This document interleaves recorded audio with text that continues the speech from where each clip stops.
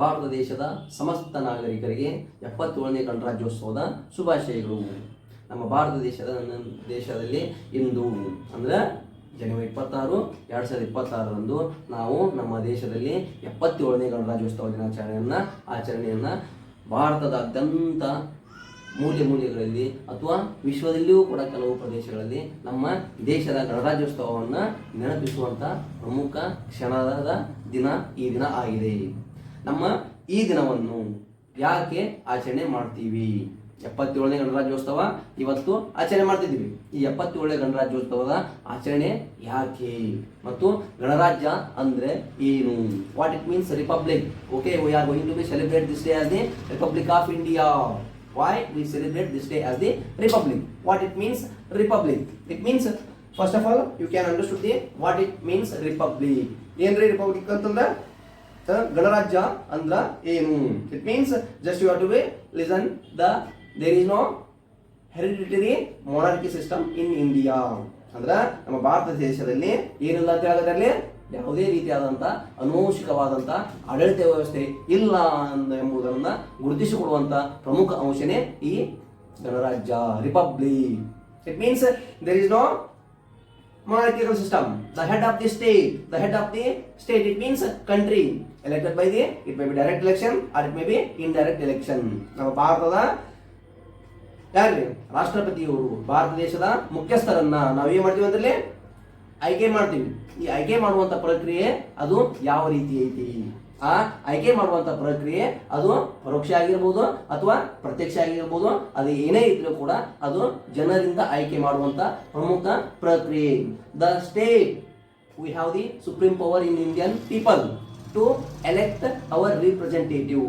ನಮ್ಮ ಭಾರತ ದೇಶದಲ್ಲಿ ನಮ್ಮ ಭಾರತ ದೇಶದ ಮುಖ್ಯಸ್ಥರನ್ನು ಆಯ್ಕೆ ಮಾಡುವಂತ ಪ್ರಮುಖ ಅಧಿಕಾರ ಇರುವುದು ನಮ್ಮ ಭಾರತ ದೇಶದ ಜನರ ನಾಗರಿಕರ ಕೈಯಲ್ಲಿ, ನಾಗರಿಕರ ಹಸ್ತದಲ್ಲಿ. ಹಾಗಾಗಿ ನಮ್ಮ ಭಾರತವನ್ನ ಒಂದು ಗಣರಾಜ್ಯ ಅಂತ ಕರೆಯತ್ತೀವಿ. ಅಂದ್ರೆ ಈ ಗಣರಾಜ್ಯ ಏನ್ ಇಂಡಿಕೇಟ್ ಮಾಡ್ತಿರೋದು? What it indicates? The republic. ಗಣರಾಜ್ಯ ಪ್ರಮುಖವಾಗಿ ಗುರುತಿಸುವಂತ ಅಂಶ ಏನು ಅಂದ್ರ ರಾಷ್ಟ್ರದ ಮುಖ್ಯಸ್ಥರನ್ನ ಪ್ರತ್ಯಕ್ಷ ಆಗಿರ್ಬೋದು ಅಥವಾ ಪರೋಕ್ಷ ಆಗಿರ್ಬೋದು ಇಲ್ಲಿ ಚುನಾಯಿಸುವ ಮೂಲಕವೇ ಆಯ್ಕೆ ಮಾಡುತ್ತೇವೆ ಎಂಬುದರ ಪ್ರಮುಖ ಪ್ರಕ್ರಿಯೆ ಈ ಗಣರಾಜ್ಯ. ಅಂದ್ರ ಇಲ್ಲಿ ಏನಂತ ಹೇಳ್ತಾರ, ರಾಜಪ್ರಭುತ್ವ ಆಡಳಿತ ವ್ಯವಸ್ಥೆ ಇಲ್ಲ. ಅಂದ್ರ ನಮ್ಮ ಭಾರತವನ್ನ ಸ್ವತಂತ್ರ ಪೂರ್ವ ಭಾರತ ಮತ್ತು ಸ್ವತಂತ್ರ ನಂತರದ ಭಾರತ ಅಂತ ಐತಿ. ಈ ಸ್ವತಂತ್ರ ಪೂರ್ವ ಭಾರತದಲ್ಲಿ ಈ ಪ್ರಕ್ರಿಯೆ ಇದ್ದಿದ್ದಿಲ್ಲ. Which is that one? Republic. ಅಂದ್ರ ಗಣರಾಜ್ಯ ಅಂದ್ರ ನಮ್ಮ ಆಳುವ ನಾಯಕರನ್ನ ನಾವು ಆಯ್ಕೆ ಮಾಡುವಂತ ಪ್ರಕ್ರಿಯೆ ಸ್ವತಂತ್ರ ಪೂರ್ವದಲ್ಲಿ ಇದ್ದಿದ್ದಿಲ್ಲ, ಆದ್ರೆ ಸ್ವತಂತ್ರ ನಂತರದಲ್ಲಿ ಐತಿ. ಹಾಗಾಗಿ ಸ್ವತಂತ್ರ ಯಾವಾಗ ಐತಿ? ನಮಗ 1947 ಆಗಸ್ಟ್ 15ರಂದು ಭಾರತ ದೇಶ ಸ್ವತಂತ್ರವಾಯಿತು. ಓಕೆ, ಭಾರತ ದೇಶ ಸ್ವತಂತ್ರ ಏನೋ ಆಯಿತು. ನೆಕ್ಸ್ಟ್, ಭಾರತದಲ್ಲಿ ಒಂದು ಕಾನೂನು ಕಟ್ಟಳೆಗಳಿದ್ದಿಲ್ಲ. There is no proper rules and regulations to rule our country, to run our country. ನಮ್ಮ ದೇಶವನ್ನು ಮುಂದುವರಿಸಕ ನಮ್ಮ ಕೈಯಲ್ಲಿ ಒಂದು ಕಾನೂನು ಕಟ್ಟಳೆಯಿದ್ದಿಲ್ಲ, ಒಂದು ಕಾನೂನಿನ ಚೌಕಟ್ಟು. There is no any proper agenda in which manner we can run our country, in which manner we can go behind. ನಾವು ಭಾರತವನ್ನ ಯಾವ ರೀತಿ ಮುನ್ನೋಗ್ಬೇಕು, ಯಾವ ರೀತಿ ಮುಂದುವರ್ಸ್ಕೊಂಡು ಹೋಗ್ಬೇಕು ಅನ್ನುವುದರ ಪ್ರಮುಖ ದಡ ಏನು ಇದ್ದಿದ್ದಿಲ್ಲ ಅಂತ ಹೇಳ್ತಾರೆ. ಆ ಸಮುದ್ರದಲ್ಲಿ ನಮಗೆ ಒಂದು ಕಾನೂನು ಗ್ರಂಥ ಬೇಕಾಗಿತ್ತು. ಆ ಕಾನೂನು ಗ್ರಂಥವನ್ನ ಕಟ್ಟಿಕೊಂಡಂತ ಮಹಾನ್ ವ್ಯಕ್ತಿ ಯಾರು? ಭಾರತದ ಸಂವಿಧಾನ ಶಿಲ್ಪಿ. We hardly call him as the ಏನಂತ ಕೇಳ್ತೀವ್ರಿ? ಭಾರತದ ಸಂವಿಧಾನ ಶಿಲ್ಪಿ ಅವರೇ ಯಾರೇ? ಅವರೇ ಆ ಮಹಾನ್ ವ್ಯಕ್ತಿಯೇ ಡಾಕ್ಟರ್ B.R. ಅಂಬೇಡ್ಕರ್.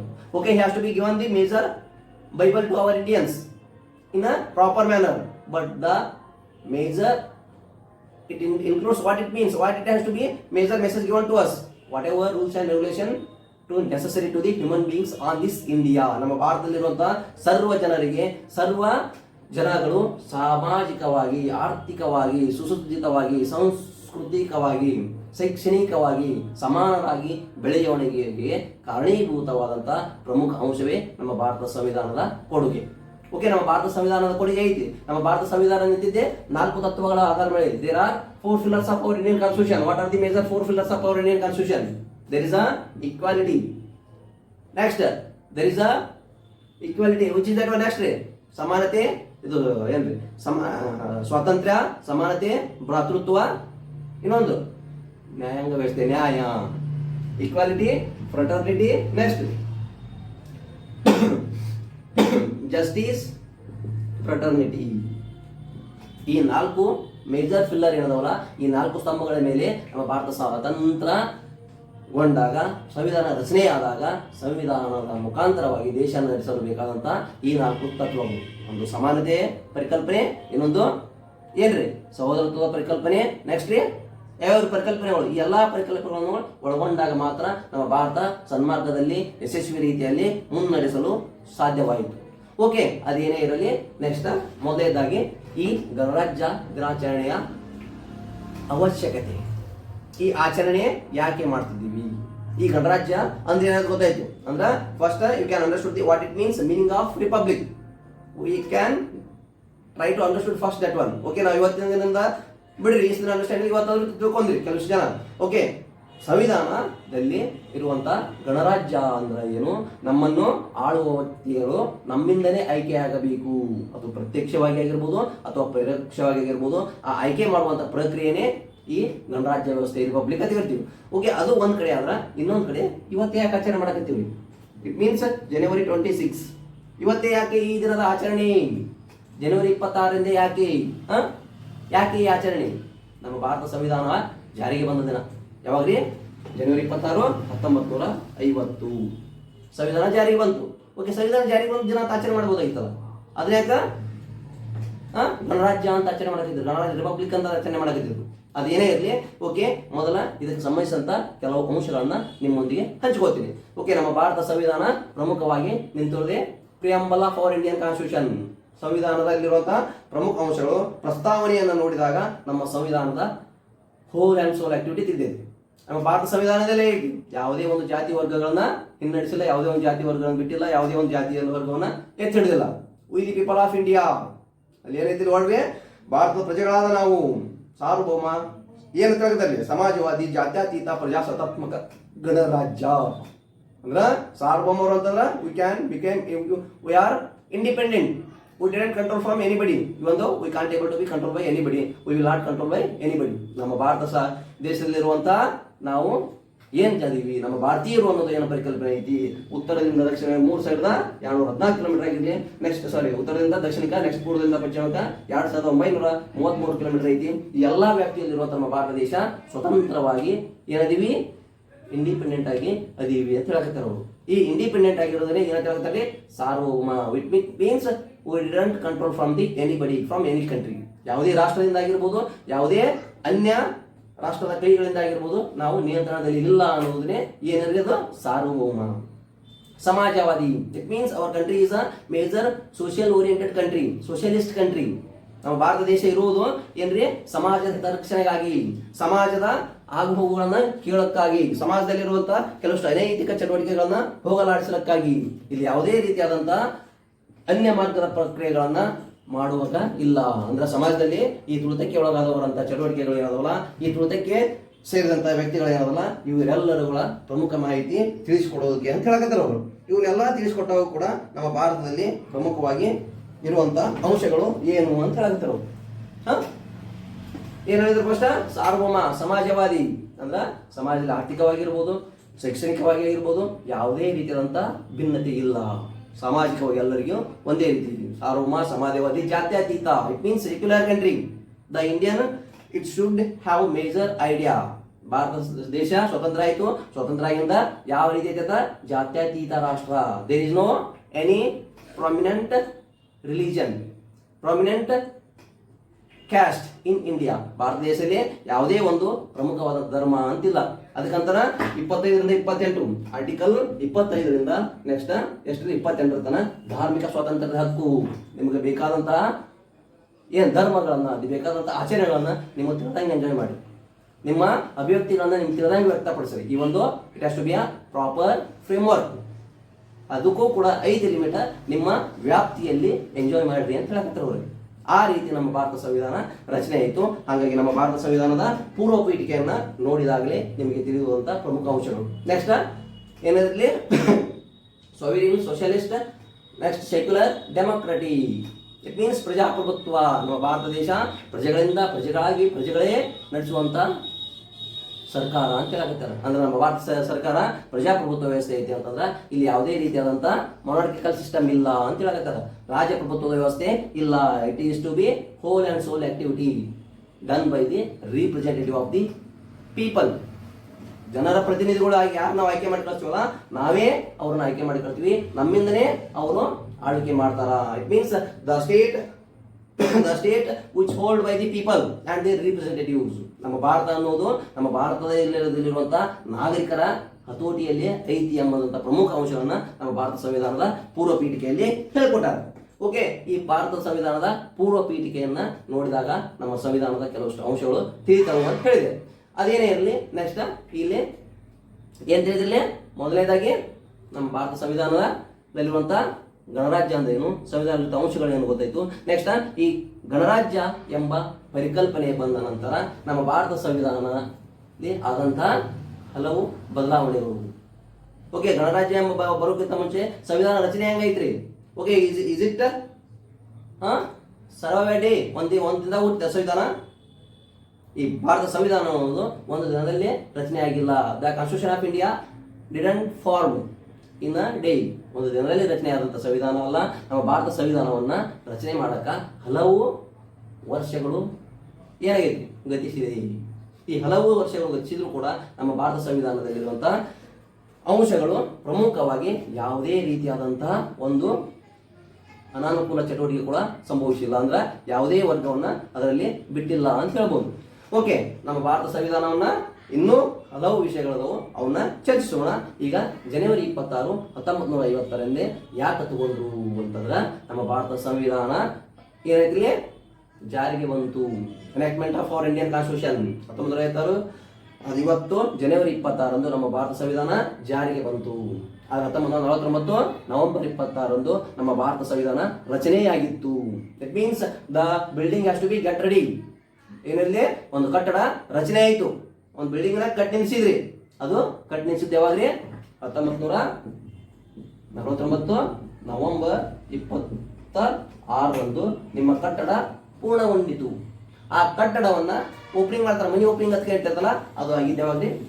1950 ಜನವರಿ 26.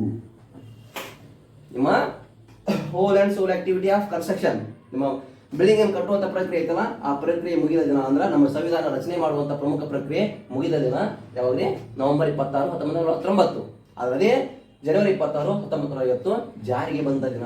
It means enactment of our Indian constitution to the people of India. ನಮ್ಮ ಭಾರತದ ಜನರಿಗೆ, ನಮ್ಮ ಭಾರತದ ನಾಗರಿಕರಿಗೆ ಈ ಸಂವಿಧಾನವನ್ನ ಅಳವಡಿಸಿಕೊಂಡಂತ ದಿನ. ಆ ದಿನದ ಪ್ರಯುಕ್ತವಾಗಿ ಇಲ್ಲಿಯವರೆಗೂ ಕೂಡ, ನೆಕ್ಸ್ಟ್ ಮುಂದೆಯೂ ಕೂಡ ಈ ದಿನವನ್ನ ಏನಂತ ಆಚರಣೆ ಮಾಡ್ತೀವಿ? ರಿಪಬ್ಲಿಕ್ ಡೇ, ಗಣರಾಜ್ಯೋತ್ಸವ ದಿನಾಚರಣೆ ಅಂತ ಆಚರಣೆ ಮಾಡ್ತೀವಿ. ಓಕೆ, ಅದೇನೇ ಇರಲಿ, ನಮ್ಮ ಸಂವಿಧಾನ ರಚನೆ ಆಯಿತು. ನಮ್ಮ ಸಂವಿಧಾನ ರಚನೆ ಆಗ್ಬೇಕಾಯ್ತಂತದ, ಇದಕ್ಕೆ ಕಾರಣ ಏನು? Is it necessary to form our Indian constitution? ನಮ್ಮ ಭಾರತ ಸಂವಿಧಾನವನ್ನ ರಚನೆ ಮಾಡುವುದು ಅವಶ್ಯಕತೆ ಇತ್ತ ಅಂತ ಹೇಳಕತ್ತಾರ. ಏನಿತ್ತ? ನಮ್ಮ ಭಾರತ ಸಂವಿಧಾನ ರಚನೆ ಮಾಡುವುದು ಅತ್ಯುಪಯುಕ್ತವಾಗಿ ಇತ್ತು. ಯಾಕಿತ್ರಿ? ಭಾರತ ಸಂವಿಧಾನದ ಅವಶ್ಯಕತೆ ಯಾಕಿತ್ತು? ನಮ್ಮ ಭಾರತ ಸಂವಿಧಾನದ ಅವಶ್ಯಕತೆ ಯಾಕಿತ್ತು ಅಂತಂದ್ರೆ, ನಮ್ಮ ಭಾರತವನ್ನ ಆಳ್ವಿಕೆ ಮಾಡಿದಂತ ಪ್ರಮುಖ ಯಾರೇ? ಬ್ರಿಟಿಷರ ಆಳ್ವಿಕೆ.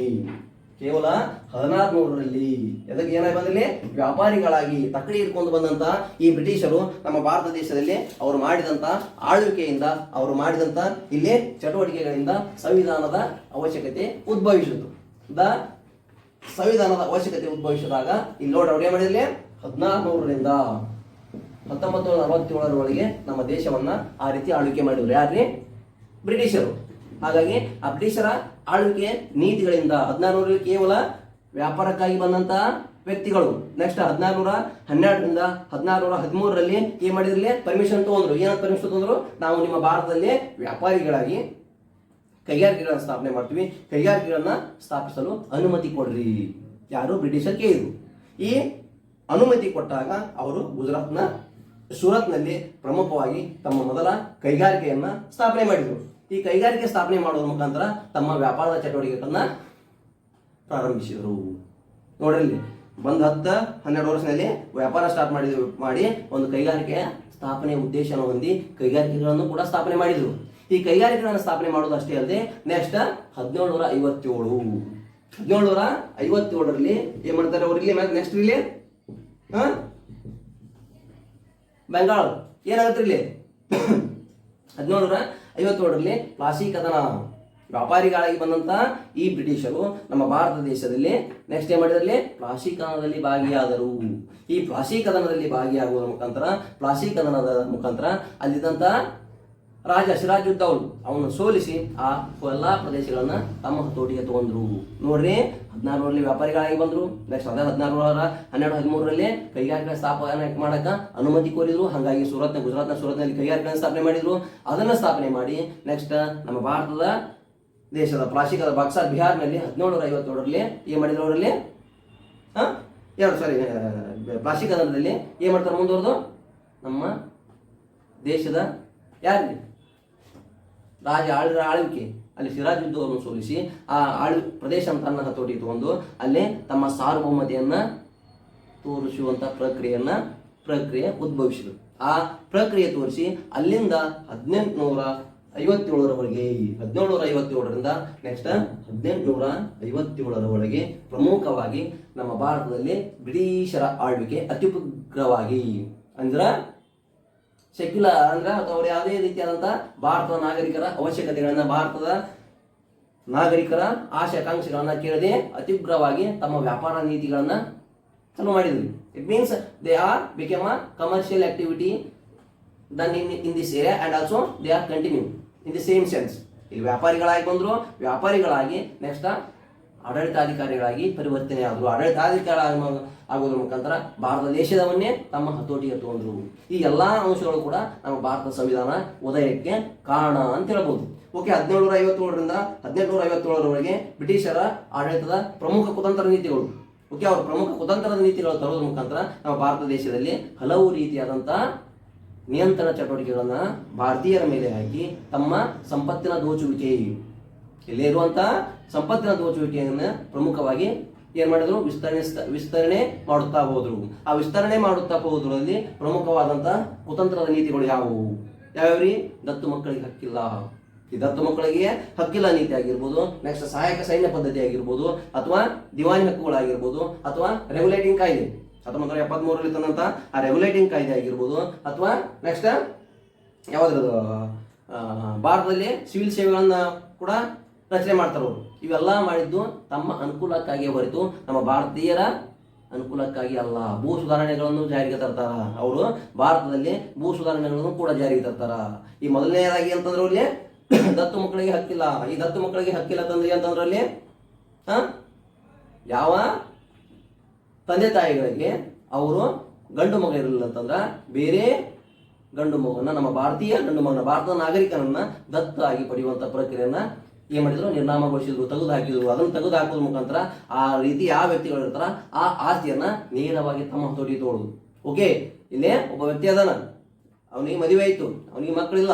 ನೆಕ್ಸ್ಟ್ ಅವನು ಇದ್ದಂತ ಆಸ್ತಿ ಪಾಸ್ತಿಗಳಿಗೆ ನೆಕ್ಸ್ಟ್ ಯಾರು ಹೊಣೆಗಾರರು? ಯಾರು ಅಧಿಕಾರಿಗಳು? ಅದಕ್ಕೆ ಬ್ರಿಟಿಷರು. ನೋಡ್ರಿ, ಭಾರತದಲ್ಲಿ ಆಡಳಿತ ಚಟುವಟಿಕೆ ಮಾಡಿ ಪ್ರಾರಂಭದಲ್ಲಿ ವ್ಯಾಪಾರಿಗಳಾಗಿ ನೆಕ್ಸ್ಟ್ ಆಡಳಿತವನ್ನು ವಿಸ್ತರಣೆ ಮಾಡಿ ನೆಕ್ಸ್ಟ್ ನಮ್ಮ ಮೇಲೆ ನಿಯಂತ್ರಣಗೊಳಿಸಾಕತ್ತಿದ್ರು, ನಮ್ಮ ಭಾರತೀಯರನ್ನೇ ನಿಯಂತ್ರಣಗೊಳಿಸಾಕತ್ತಿದ್ರು. ಅಷ್ಟೇ ಅಲ್ಲದೆ ಸಹಾಯಕ ಸೈನ್ಯ ಪದ್ಧತಿ. ಓಕೆ, ನಾ ಒಬ್ಬ ರಾಜ ಇದ್ದೀನಿ, ಈ ಒಂದು I am a kingdom, I have a kingdom, ಈ ಒಂದು I am a king in that kingdom, but then what to do? Just you sit like a king only. ನೀವು ಕೇವಲ ರಾಜನಾಗಿಯೇ ಇರುವ ಹೊರತು ನಿನ್ನ ಆಡಳಿತ ಚಟುವಟಿಕೆಯನ್ನ ವಿಸ್ತರಣೆ ಮಾಡಕ ನೆಕ್ಸ್ಟ್ ಮುಂದುವರ್ಸಕ ಬಿಡಲ್ಲ. ನಿನಗೆ ಬೇಕಾದಂತ ರಕ್ಷಣೆಗೆ ನಮ್ಮ ಸೈನಿಕರನ್ನೇ ನೀವು ಇಟ್ಕೋಬೇಕು ಅಂತ ಕುತಂತ್ರದ ನೀತಿಗಳು. ನಾವು ನೇಮ ಮಾಡ್ಕೊಂಡ ಸೈನಿಕರೇ ನಮ್ಮ ಮಾತು ಕೇಳಲ್ಲ. ಅವಾಗ ಸಹಾಯಕ ಸೈನ್ಯ ಪದ್ಧತಿ ಮುಖಾಂತರ ಬ್ರಿಟಿಷರ್ ಕೊಟ್ಟಂತ ಒದಗಿಸಿದಂತ ಸೇನಾಪಡೆಗಳನ್ನ ಇಟ್ಕೊಂಡು ನಾವು ಆಳ್ವಿಕೆ ಮಾಡಕ ಸಾಧ್ಯನಾ? ಇಲ್ಲ. ಹಾಗಾಗಿ ಈ ಎಲ್ಲಾ ನೀತಿಗಳು ಬ್ರಿಟಿಷರು ನಮ್ಮ ಭಾರತದಲ್ಲಿ 1757ರಿಂದ 1857ರವರೆಗೆ ಪ್ರಮುಖವಾಗಿ ತಂದಂತ ಹಕ್ಕುಗಳು ಇವು ಏನ್ ಮಾಡಿದ್ರು? ನಮ್ಮ ಭಾರತೀಯರನ್ನ ಇನ್ನಷ್ಟು ರೊಚ್ಚಿಗೆ ಬಿಸಿದ್ರು.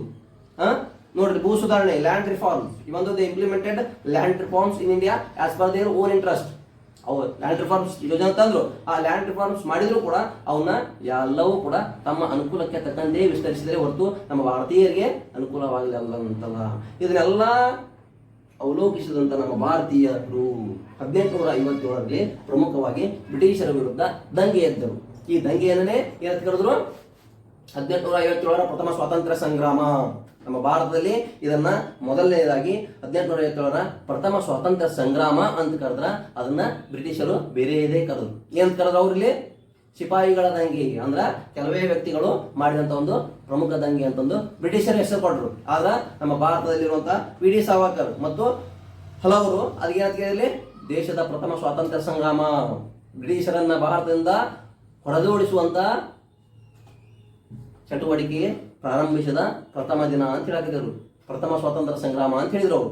ಆಗ ಅವರು ಸಿಪಾಯಿಗಳ ದಂಗೆ, ಅಂದ್ರೆ ಕೆಲವು ಸೈನಿಕರು ದಂಗೆ ಮಾಡಿರ ಅಂತಂದ ಕೇವಲವಾಗಿ ಬಳಕೆ ಮಾಡಿದ್ರು. ಅದನ್ನ ನಮ್ಮ ಭಾರತೀಯರು ಅದನ್ನ ಸಿಪಾಯಿ ದಂಗೆ ಅಂತ ಹೇಳಿದ್ರು. ಆ ಸಿಪಾಯಿ ದಂಗೆಯಿಂದ ನಮ್ಮ ಭಾರತದಲ್ಲಿ ಅತ್ಯುಗ್ರವಾಗಿ ಭಾರತದಲ್ಲಿ ಸ್ವತಂತ್ರತೆಯ ಬೆಳವಣಿಗೆ ಪ್ರಾರಂಭವಾಯಿತು. ಈ ಸ್ವತಂತ್ರತೆಯ ಬೆಳವಣಿಗೆ ಪ್ರಾರಂಭವಾದಾಗ ಅದೇ 1858ರಲ್ಲಿ ಅವ್ರು ಏನ್ ಮಾಡ್ತಾರೆ? ನೆಕ್ಸ್ಟ್ ಇಲ್ಲಿ okay, they are try to control much more. Next ಯಾವ ರೀತಿ ಕಂಟ್ರೋಲ್ ಮಾಡಬೇಕು? ಭಾರತೀಯರೆಲ್ಲರೂ ಒಂದಾಗತ್ತಾರ. ನೆಕ್ಸ್ಟ್ ಭಾರತದಲ್ಲಿ ದಂಗೆ ಹೇಳಕತ್ತಾರ. ಈ ದಂಗೆ ಹೇಳಕತ್ತಾರ ಅಂತಂದ್ರ ಅವ್ರನ್ನ ಇನ್ನೂ ಕಂಟ್ರೋಲ್ ಮಾಡ್ಬೇಕು ಅಂತಂದು ಆಗಿದ್ದಂತ ಭಾರತದಲ್ಲಿ ಯಾವ ಹುದ್ದೆ ಇದ್ದು ಅವಾಗಲಿ ಬ್ರಿಟಿಷರು ಆಳ್ವಿಕೆ ಮಾಡಕ ಗವರ್ನರ್ ಜನರಲ್ ಆಫ್ ಇಂಡಿಯಾ ಅಂತ ಕರಿತಿದ್ರು. ಅವ್ರಲ್ಲಿ ನಮ್ಮ ಭಾರತದಲ್ಲಿ ಗವರ್ನರ್ ಜನರಲ್ ಆಫ್ ಇಂಡಿಯಾ ಅಂತ ಇದ್ದಿದ್ದು. ನೆಕ್ಸ್ಟ್ ಅದನ್ನ ವೈಸ್ರಾಯ್ ಆಫ್ ಇಂಡಿಯಾ. ಭಾರತದಲ್ಲಿ ಗವರ್ನರ್ ಅನ್ನು ನೇಮಕ ಮಾಡೋದ್ರ ಮುಖಾಂತರ ಗವರ್ನರ್ಗಳು ನಮ್ಮ ಭಾರತದಲ್ಲಿ ಆಡಳಿತದ ನಿಯಂತ್ರಣವನ್ನ ಪ್ರಮುಖವಾಗಿ ಮಾಡ್ತಿದ್ರು. ಆ ಆಡಳಿತದ ನಿಯಂತ್ರಣವನ್ನ ಹೋಗಲಾಡಿಸಿ ನೆಕ್ಸ್ಟ್ ಆ ಡೈರೆಕ್ಟ್ ಆಗಿ ರಾಣಿಯ ನಿಯಂತ್ರಣ, ಬ್ರಿಟನ್ನಿಂದ ಇರ್ತಂತ ರಾಣಿಯೇ ನೇರವಾಗಿ ಆಳ್ವಿಕೆ ಮಾಡಬೇಕು ಅಂತಂದು ಅಲ್ಲಿ ಜಾರಿಗೆ ಬಂತು. ಹಾಗಾಗಿ ವೈಸ್ರಾಯ್ ಆಡಳಿತ ಚಾಲುವಾಯಿತು. ಹಾಗಾಗಿ ಮೊದಲ ವೈಸ್ರಾಯ್ ಆಗಿ ಕ್ಯಾನಿಂಗ್ ಅವರು ಯಾರು ಬಂದ್ರು? ಲಾರ್ಡ್ ಕ್ಯಾನಿಂಗ್ ಅವರು ಭಾರತದ ವೈಸ್ರಾಯ್ ಆದರು. ಅವರು ಕೂಡ ಇಲ್ಲಿ ಗವರ್ನರ್ ಜನರಲ್ ಹುದ್ದೆಯಿಂದ ವೈಸ್ರಾಯ್ ಹುದ್ದೆಗೆ ವೈಸ್ರಾಯ್ ನಿಯಂತ್ರಣ ಕೊಟ್ಟಿದ್ದು. ಯಾಕ್ರಿ? ಭಾರತವನ್ನ ಇನ್ನೂ ನಿಯಂತ್ರಣಗೊಳಿಸೋಣ, ಭಾರತೀಯರನ್ನ ಇನ್ನೂ ಕಂಟ್ರೋಲ್ ಮಾಡೋಣ ಅನ್ನೋ ಒಂದು ಪ್ರಕ್ರಿಯೆಯನ್ನು ಇಟ್ಕೊಂಡು ಅವರನ್ನ ಜಾರಿ ತಂದ್ರು. ಆವಾಗ ಕೂಡ ನಮ್ಮ ಭಾರತದಲ್ಲಿ ಸ್ವತಂತ್ರ ಚಳವಳಿ ಇನ್ನೂ ಕಮ್ಮಿ ಏನಾಗಲಿಲ್ಲ, ಹಂಗೇ ಮುಂದುವರಿತು. ಅದಷ್ಟೇ ಅಲ್ಲದೆ 1885ರಲ್ಲಿ ಇಂಡಿಯನ್ ನ್ಯಾಷನಲ್ ಕಾಂಗ್ರೆಸ್ ಸ್ಥಾಪನೆ ಆಯಿತು. ಇಂಡಿಯನ್ ನ್ಯಾಷನಲ್ ಕಾಂಗ್ರೆಸ್ ಸ್ಥಾಪನೆ ಆಗುವುದರ ಮುಖಾಂತರ ಪ್ರತಿ ವರ್ಷ ಒಂದೊಂದು ಪ್ರದೇಶದಲ್ಲಿ ಸಭೆ ಸೇರುವುದರ ಮುಖಾಂತರ ಭಾರತೀಯರಲ್ಲಿ ಭಾರತೀಯತೆಯನ್ನ ಭಾರತ ನಾಗರಿಕರಲ್ಲಿ ಒಗ್ಗೂಡುವಿಕೆಯನ್ನ ಹೆಚ್ಚಿಸ್ತೇ ಮಾಡಕತ್ತಿದ್ರು. ಅಂದ್ರ ಒಂದಿನ ಬ್ರಿಟಿಷರನ್ನ ಪರ್ಮನೆಂಟ್ ಆಗಿ ಬಿಟ್ಟು ಕಳಿಸಲೇಬೇಕು. It should be necessary. ನಮ್ಮ ಭಾರತದಲ್ಲಿ ಬ್ರಿಟಿಷರ್ ಬಂದು ಆಳ್ವಿಕೆ ಮಾಡಕತ್ತಾರ, ನಮ್ಮ ಅಷ್ಟೊಂದು ಅತ್ಯುಗ್ರವಾಗಿ ಬಳಕೆ ಮಾಡ್ಕೊಳಕತ್ತಾರ, ನಮ್ಮ ಭಾರತದಲ್ಲಿರುವ ಸಂಪತ್ತನ್ನು ತೋರಿಸ್ತಾಕತ್ತಾರ, ನಮ್ಮ ಭಾರತದಲ್ಲಿರುವಂತ ಹಲವು ಏನ್ರಿ ಶಕ್ತಿ ಸಾಮರ್ಥ್ಯಗಳಿಗೆ ಸಂಬಂಧಿಸಿದಂತ ಅಂಶಗಳು ಅಂದ್ರೆ ಜನಸಾಮಾನ್ಯರನ್ನು ಬಳಕೆ ಮಾಡ್ಕೊಳಕತ್ತಾರ. ಅವರೆಲ್ಲರನ್ನೂ ಕೂಡ ಇವರು ಈ ರೀತಿ ಮುಂದುವರಿಸಿದ್ರೆ ಮುಂದೊಂದಿನ ನಮ್ಮ ರಾಷ್ಟ್ರ ಉಳಿಯಕ್ಕೆ ಸಾಧ್ಯ ಇಲ್ಲ, ಇತ್ತು ಒಂದು ಗುರುತಿಸೋಳಕ್ಕೂ ಇರಲ್ಲ ಅಂತಂದು ತಿಳಿದು ನಮ್ಮ ಭಾರತದಲ್ಲಿ ಸ್ವತಂತ್ರ ಚಳವಳಿ ಪ್ರಾರಂಭವಾಯಿತು. ಅದೇ ರೀತಿಯಾಗಿ 1909ರಲ್ಲಿ ಮಾರ್ಲಿಮೆಂಟೋ ರಿಫಾರ್ಮ್ಸ್ 1909ರಲ್ಲಿ ಪ್ರಥಮವಾಗಿ ಮಾರ್ಲಿಮೆಂಟೋ ರಿಫಾರ್ಮ್ಸ್ ಅಂತ ಅಂದ್ರು. ಈ ಮಾರ್ಲಿಮೆಂಟೋ ರಿಫಾರ್ಮ್ಸ್ ಅಂತ ಜಾರಿಗೆ ತರೋದ್ರ ಮುಖಾಂತರ ಏನ್ ಮಾಡಿದ್ರು? ಅಲ್ಲಿ ಲಾರ್ಡ್ ಮಾರ್ಲೆ ಅವರು ಭಾರತದ ಕಾರ್ಯದರ್ಶಿಯಾಗಿದ್ದರು, ಲಾರ್ಡ್ ಮಿಂಟೋ ಅವರು ವೈಸ್ರಾಯ್ ಆಗಿದ್ದರು. ಅವ್ರು ಏನ್ ಜಾರಿಗೆ ತಂದ್ರಲ್ಲಿ? ಕೋಮು ಮತದಾರ ವರ್ಗ ಅಂದ್ರ ಮುಸ್ಲಿಮರಿಗೆ ಪ್ರತ್ಯೇಕ ಏನ್ರಿ ಮತಗಟ್ಟೆ ವ್ಯವಸ್ಥೆ ಅಂದ್ರ divide and rule policy. Okay, ನಮ್ಮ ಭಾರತದಲ್ಲಿ ಆಳ್ವಿಕೆ ಮಾಡಿದ್ರು ಕೂಡ ನಮ್ಮ ಭಾರತೀಯರನ್ನ ಹೆಂಗ್ ಕಂಟ್ರೋಲ್ ಮಾಡಬೇಕು ಅನ್ನೋದು ಮಾಹಿತಿ ತಿಳ್ಕೊಂಡು ಅವರು ನಮ್ಮ ಭಾರತೀಯರ ನಿಯಂತ್ರಣಗೊಳಿಸಕ ಒಡೆದು ಆಳುವ ನೀತಿ ಎಂಬಂತೆ ಇಲ್ಲಿ ಮುಸ್ಲಿಮರಿಗೆ ಪ್ರತ್ಯೇಕ ಮತಗಟ್ಟೆ ವ್ಯವಸ್ಥೆ ಕಲ್ಪಿಸಿದ್ರು. ಇದರ ಮುಖಾಂತರ ಭಾರತದಲ್ಲಿ ಹಿಂದೂ ಮುಸ್ಲಿಮನ್ನ ವಿಘಟನೆ ಮಾಡಬೇಕು. ಇಟ್ ಮೀನ್ಸ್ ಬಿಫೋರ್ ಎಲ್ಲರೂ ಒಗ್ಗೂಡಿದ್ರು, ಎಲ್ಲರೂ ಒಂದಾಗೇ ಇದ್ರು, ಅವ್ರನ್ನ ಒಡೆದು ಹಾಕ್ಬೇಕು, ಅವ್ರನ್ನ ಏನ್ ಮಾಡಬೇಕು? ಡಿವೈಡ್ ಮಾಡಬೇಕು ಅಂತಂದು ಹಿಂದೂ ಮತ್ತು ಮುಸ್ಲಿಮರಲ್ಲಿ ಐಕ್ಯತೆ ಇದ್ದದನ್ನ ಅದನ್ನ ಹೋಗಲಾಡಿಸಬೇಕು ಅಂತಂದು ಅವರು ಏನ್ ಮಾಡಿದ್ರು? 1919ರಲ್ಲಿ ಕೋಮುವಾದದ ಮತದಾರ ವರ್ಗ ಕಟ್ಟೆ ಅಂದ್ರ ಅವರಿಗೆ ಪ್ರತ್ಯೇಕ ಮತಗಟ್ಟೆ ಕಲ್ಪಿಸಿದರು. ಇದರ ವಿರುದ್ಧವಾಗಿ ನಮ್ಮ ಭಾರತದಲ್ಲಿ ಅನೇಕ ಚಳವಳಿಗಳು ಕೂಡ ಪ್ರಾರಂಭವಾದವು. ಅದೇ ರೀತಿಯಾಗಿ ನೆಕ್ಸ್ಟ್ 1919ರಲ್ಲಿ ಮಾಂಟೆಗೋ ಚೇಮ್ಸ್ಬರ್ಡ್ ಸುಧಾರಣೆ. ಭಾರತದಲ್ಲಿ 1919ರಲ್ಲಿ ಮಾಂಟೆಗೋ ಚೇಮ್ಸ್ಬರ್ಡ್ ಸುಧಾರಣೆ ಅಂತ ಬಂತು. ಏನ್ ಮಾಂಟೆಗೋ ಚೇಮ್ಸ್ಬರ್ಡ್ ಸುಧಾರಣೆ? ಅವ್ರು ಏನ್ ತಂತಾರೆ ಇಲ್ಲಿ?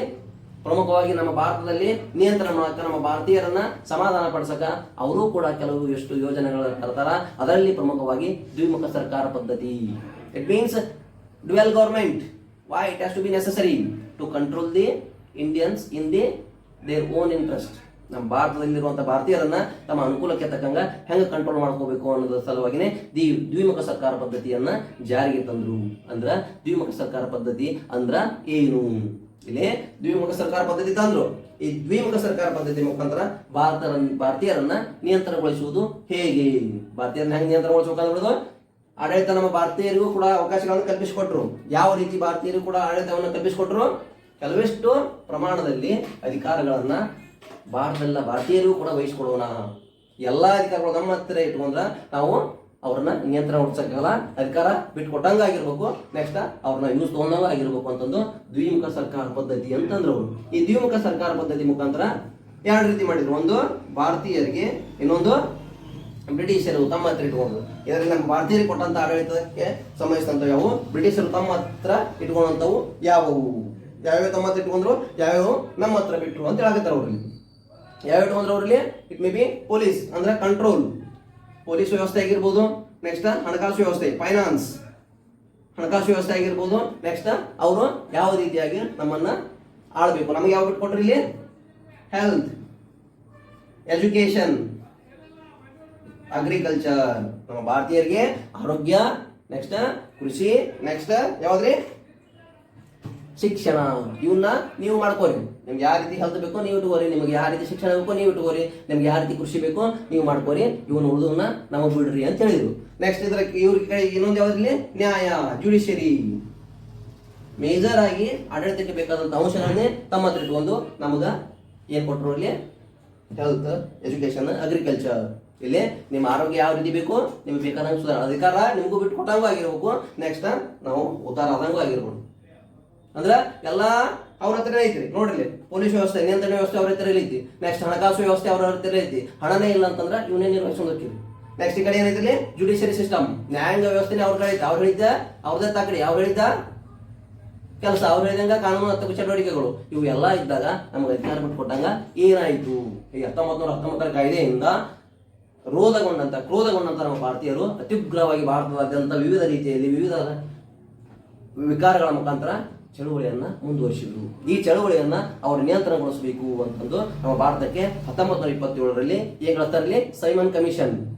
It means they are entered in India in 1927. 1927 ಬಂದಾಗ ಸೈಮನ್ ಕಮಿಷನ್ ಬಂದಾಗ ನಮ್ಮ ಭಾರತದಾದ್ಯಂತ ಸೈಮನ್ ಗೋ ಬ್ಯಾಕ್ ಅಂತ ಚಳುವಳಿಗೆ ಹೋಗ್ತಿದ್ರು. ಯಾಕ್ರಿ? ಅವರು ಬಂದಿದ್ದು ನಮ್ಮ ಉದ್ಧಾರ ಮಾಡಕ್ಕಲ್ಲ. ಓಕೆ, ಅವ್ರು ಭಾರತಕ್ಕೆ ಬಂದ್ರು ಕೂಡ ನಮ್ಮ ಚಟುವಟಿಕೆಗಳನ್ನ ಕೇಳಿದ್ರು. ಮೊದಲ ನಮ್ಮ ಭಾರತೀಯರು ಇಷ್ಟೊಂದು ಯಾಕೆ ಹೋಗ್ಕೊಡಕತ್ತಾರ, ಅವರಲ್ಲಿರುವಂತಹ ಚಟುವಟಿಕೆ ಏನು, ಅವರಲ್ಲಿರುವಂತಹ ಆಶೆ ಏನು ಅಂತ ಅವಲೋಕಿಸಿದಾಗ ನಮ್ಮ ಭಾರತೀಯರಿಗೆ ಅವಶ್ಯಕವಾದಂತಹ ರೀತಿಯಲ್ಲಿ ಸಂವಿಧಾನವನ್ನ ರಚನೆ ಮಾಡ್ಕೋತೀವಿ ಅನ್ನುವಂತ ಭರವಸೆಯನ್ನ, ಸಂವಿಧಾನವನ್ನ ರಚನೆ ಮಾಡ್ಕೋತೀವಿ ಎಂಬುವಂತ ಆಶೆಯನ್ನ ಅವರಿಗೆ ವ್ಯಕ್ತಪಡಿಸಿದಾಗ ಅವ್ರೇನಂತಾರ ಬ್ರಿಟಿಷರು ನಮ್ಮ ಭಾರತೀಯರಿಗೆ ಭಾರತೀಯರಿಗೆ ಭಾರತ ಸಂವಿಧಾನವನ್ನು ರಚಿಸಿಕೊಳ್ಳುವಷ್ಟು ಯೋಗ್ಯತೆ ಇಲ್ಲ ಅಂತ ಹೇಳ್ತಾರಂತ. ನೋಡ್ರಿ, ಅವರು ನಮ್ಮಲ್ಲೇ ದೇಶದಲ್ಲಿ ಬಂದು ನಮ್ಮನ್ನೇ ಅಷ್ಟು ನಿಯಂತ್ರಣ ಮಾಡಿ ನಮ್ಮ ಸಂವಿಧಾನ ರಚನೆ ಮಾಡ್ಕೊಳಕ ನಮಗ ಅರ್ಹತೆ ಇಲ್ಲ, ನಮಗ ಯೋಗ್ಯತೆ ಇಲ್ಲ ಅಂತ ಹೇಳ್ತಾರೆ. ಇದರಿಂದ ಮತ್ತಷ್ಟು ಕ್ರೋಧಗೊಂಡಂತ ನಮ್ಮ ಭಾರತೀಯರು ಅವರನ್ನ ವಿರೋಧಿಸಾಗಿದ್ರು. ಅದಕ್ಕಾಗಿನೇ ಸೈಮನ್ ಹೋಗ್ಬೇಕಂತಂದು ಚಳುವಳಿ ಕೂಗನ್ನ ಪ್ರಾರಂಭ ಮಾಡಿದ್ರು. ಇಷ್ಟೆಲ್ಲ ಪ್ರಾರಂಭ ಮಾಡಿದ್ರು ಕೂಡ ಅವ್ರೇನು ನಿಯಂತ್ರಣಗೊಳಿಸಕತ್ತಿಲ್ಲ. ಅವ್ರು ಬಂದಿದ್ದಾದ್ರು ಯಾಕೆ? 1927ರಲ್ಲಿ ಸೈಮನ್ ಕಮಿಷನ್ ಭಾರತಕ್ಕೆ ಬಂದಿದ್ದಾದ್ರು ಯಾಕೆ?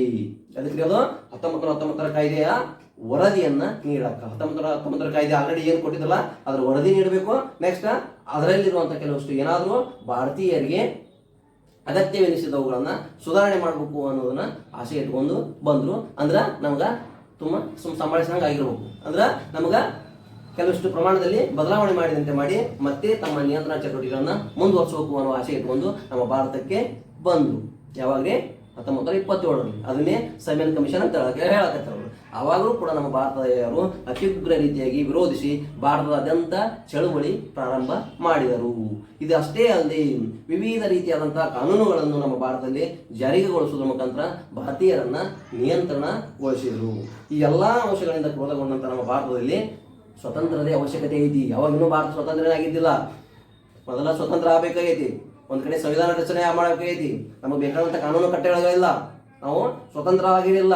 ಇವೆಲ್ಲಾ ಚಟುವಟಿಕೆಗಳು ನಮ್ಮ ಭಾರತದಾದ್ಯಂತ ನಡೆದಿದ್ದು.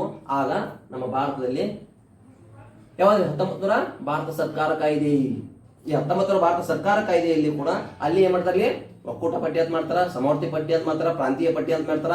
ಆ ಪಟ್ಟಿಗಳನ್ನ ಘೋಷಣೆ ಮಾಡೋದ್ರ ಮುಖಾಂತರ ಅಲ್ಲಿದ್ದಂತ ಕೆಲವು ಅಂಶಗಳ ಮುಖಾಂತರ ನಾವು ಇಟ್ಕೊಂಡು ಕೆಲವಷ್ಟು ಅಂಶಗಳನ್ನ ನಮಗೆ ಕೊಟ್ಟು ನಮ್ಮನ್ನ ಮತ್ತಷ್ಟು ನಿಯಂತ್ರಣಗೊಳಿಸಾಕತ್ತೀವಿ. ಈ ನಿಯಂತ್ರಣ ಚಟುವಟಿಕೆಗಳಿಂದ ಹೋರಾಡಿ ಈ ನಿಯಂತ್ರಣ ಚಟುವಟಿಕೆಗಳಲ್ಲಿ ಮುನ್ನುಗ್ಗದಂತ ನಮ್ಮ ಭಾರತೀಯರು ಹಲವು ಜನರು ತಮ್ಮ ಸಾವು ನೋವುಗಳಿಗೆ ಈಡಾದರು. ಅಂದ್ರೆ ಭಾರತ ರಾಷ್ಟ್ರೀಯ ಚಳವಳಿಯಲ್ಲಿ ಪ್ರಮುಖವಾಗಿ ಭಾಗಿಯಾದಂಥ ವ್ಯಕ್ತಿಗಳು ಯಾರ್ಯಾರಿ? ಸುಭಾಷ್ ಚಂದ್ರ ಬೋಸ್ ಆಗಿರ್ಬೋದು, ಮಹಾತ್ಮ ಗಾಂಧೀಜಿ ಆಗಿರ್ಬೋದು, ಅಂಬೇಡ್ಕರ್ ಅವರಾಗಿರ್ಬೋದು, ನೆಕ್ಸ್ಟ್ ಯಾರೇ ಸುಭಾಷ್ ಚಂದ್ರ ಬೋಸ್ ಜವಾಹರ್ಲಾಲ್ ನೆಹರು ಆಗಿರ್ಬೋದು, ಜವಾಹರ್ಲಾಲ್ ನೆಹರು ಅವರ ಸಹೋದರಿ ಯಾರೇ? ಜವಾಹರ್ಲಾಲ್ ನೆಹರು ಅವರ ಸಹೋದರಿ ಯಾರು? ಪಂಡಿತ್ ವಿಶ್ವಸಂಸ್ಥೆ ಸಾಮಾನ್ಯ ಸಭೆಯಲ್ಲಿ ಭಾಗಿಯಾದಂಥ ಮಹಿಳೆ ಯಾರು? ಅದನ್ನ ನೀವು ಕಮೆಂಟ್ ಮಾಡಿ. ನೆಕ್ಸ್ಟ್ ರಾಷ್ಟ್ರದಲ್ಲಿ ಮತ್ತೆ ಯಾರಿದ್ರು ಇಲ್ಲಿ? ಅಂಬೇಡ್ಕರ್ ಆಯ್ತು, ಸರೋಜಿನಿ ನಾಯ್ಡು ಆಯ್ತು. ನೆಕ್ಸ್ಟ್ ಮಹಿಳೆಯರಲ್ಲಿ ಸರೋಜಿನಿ ನಾಯ್ಡು, ಸುಚಿತ್ರಾ ಕೃಪಾಲಾನಿ. ನೆಕ್ಸ್ಟ್ ಇಲ್ಲಿ ವಿವಿಧ ರೀತಿಯಾದಂತಹ ಸ್ವತಂತ್ರ ಹೋರಾಟಗಾರರು ನಮ್ಮ ಭಾರತ ಸ್ವತಂತ್ರ ಚಳವಳಿಯಲ್ಲಿ ಭಾಗಿಯಾಗಿದ್ದರು. ಬಾಲಗಂಗಾಧರ ತಿಲಕ್ ಆಗಿರ್ಬೋದು, ಮಂಗಲ್ ಪಾಂಡೆ ಆಗಿರ್ಬೋದು, ನೆಕ್ಸ್ಟ್ ಭಗತ್ ಸಿಂಗ್ ಆಗಿರ್ಬೋದು, ಎಲ್ಲರೂ ಕೂಡ ಭಾಗಿಯಾಗಿದ್ದರು. ಹಾಗಾಗಿ ನಮ್ಮ ಭಾರತದಲ್ಲಿ ಸ್ವತಂತ್ರತೆಯ ಚಳವಳಿ, ಸ್ವತಂತ್ರತೆಯ ಅವಶ್ಯಕತೆ ಮತ್ತಷ್ಟು ಅತ್ಯುಗ್ರವಾಗಿ ಹೆಚ್ಚುತ್ತಾ ಹೋಯಿತು. ಈ ಹೆಚ್ಚುತ್ತಾ ಹೋದಾಗ ನಮ್ಮ ಭಾರತದಲ್ಲಿ ಅವರು ಕೆಲವಷ್ಟು ಆಸೆಗಳನ್ನು ತೋರ್ಸಾಕತ್ತೀವಿ. ಓಕೆ, ನಿಮ್ಗ ಸಂವಿಧಾನ ರಚನೆ ಮಾಡ್ಕೊಳಕ ಏನ್ರಿ ಅವಕಾಶ ಕೊಡ್ತೀವಿ, ಕೆಲವಷ್ಟು ಸಮಯದವರಿಗೆ ನಮ್ಗ ಅನುಕೂಲ ಮಾಡಿಕೊಡ್ರಿ. ಆ ಅನುಕೂಲ ಯಾಕಂತ ಅವ್ರಿಗೆ ಅವರು ಏನ್ರಿ ಜಾಗತಿಕ ಯುದ್ಧಗಳು, ವಿಶ್ವ ಯುದ್ಧಗಳು ಅಂದ್ರ ಮೊದಲ ಜಾಗತಿಕ ಯುದ್ಧ 1914ರಿಂದ 1918ರವರೆಗೆ ನಡೆದಿತ್ತು.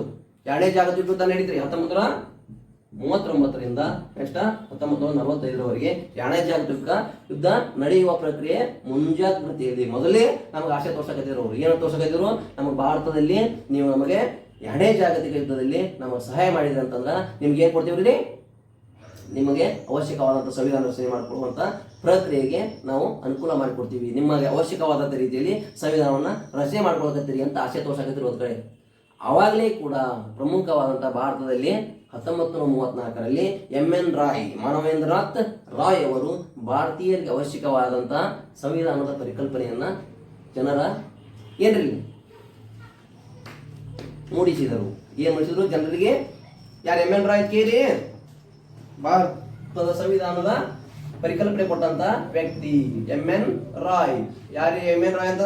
ಮಾನವೇಂದ್ರನಾಥ್ ರಾಯ್ ಅವರು ಭಾರತೀಯರಿಗೆ ಸಂವಿಧಾನದ ಅವಶ್ಯಕತೆಗೆ ಸಂವಿಧಾನದ ಪರಿಕಲ್ಪನೆಯನ್ನ 1934ರಲ್ಲಿ ಪ್ರಮುಖವಾಗಿ ಅದರ ಬಗ್ಗೆ ನಮಗೆ ತಿಳಿಸಿದರು.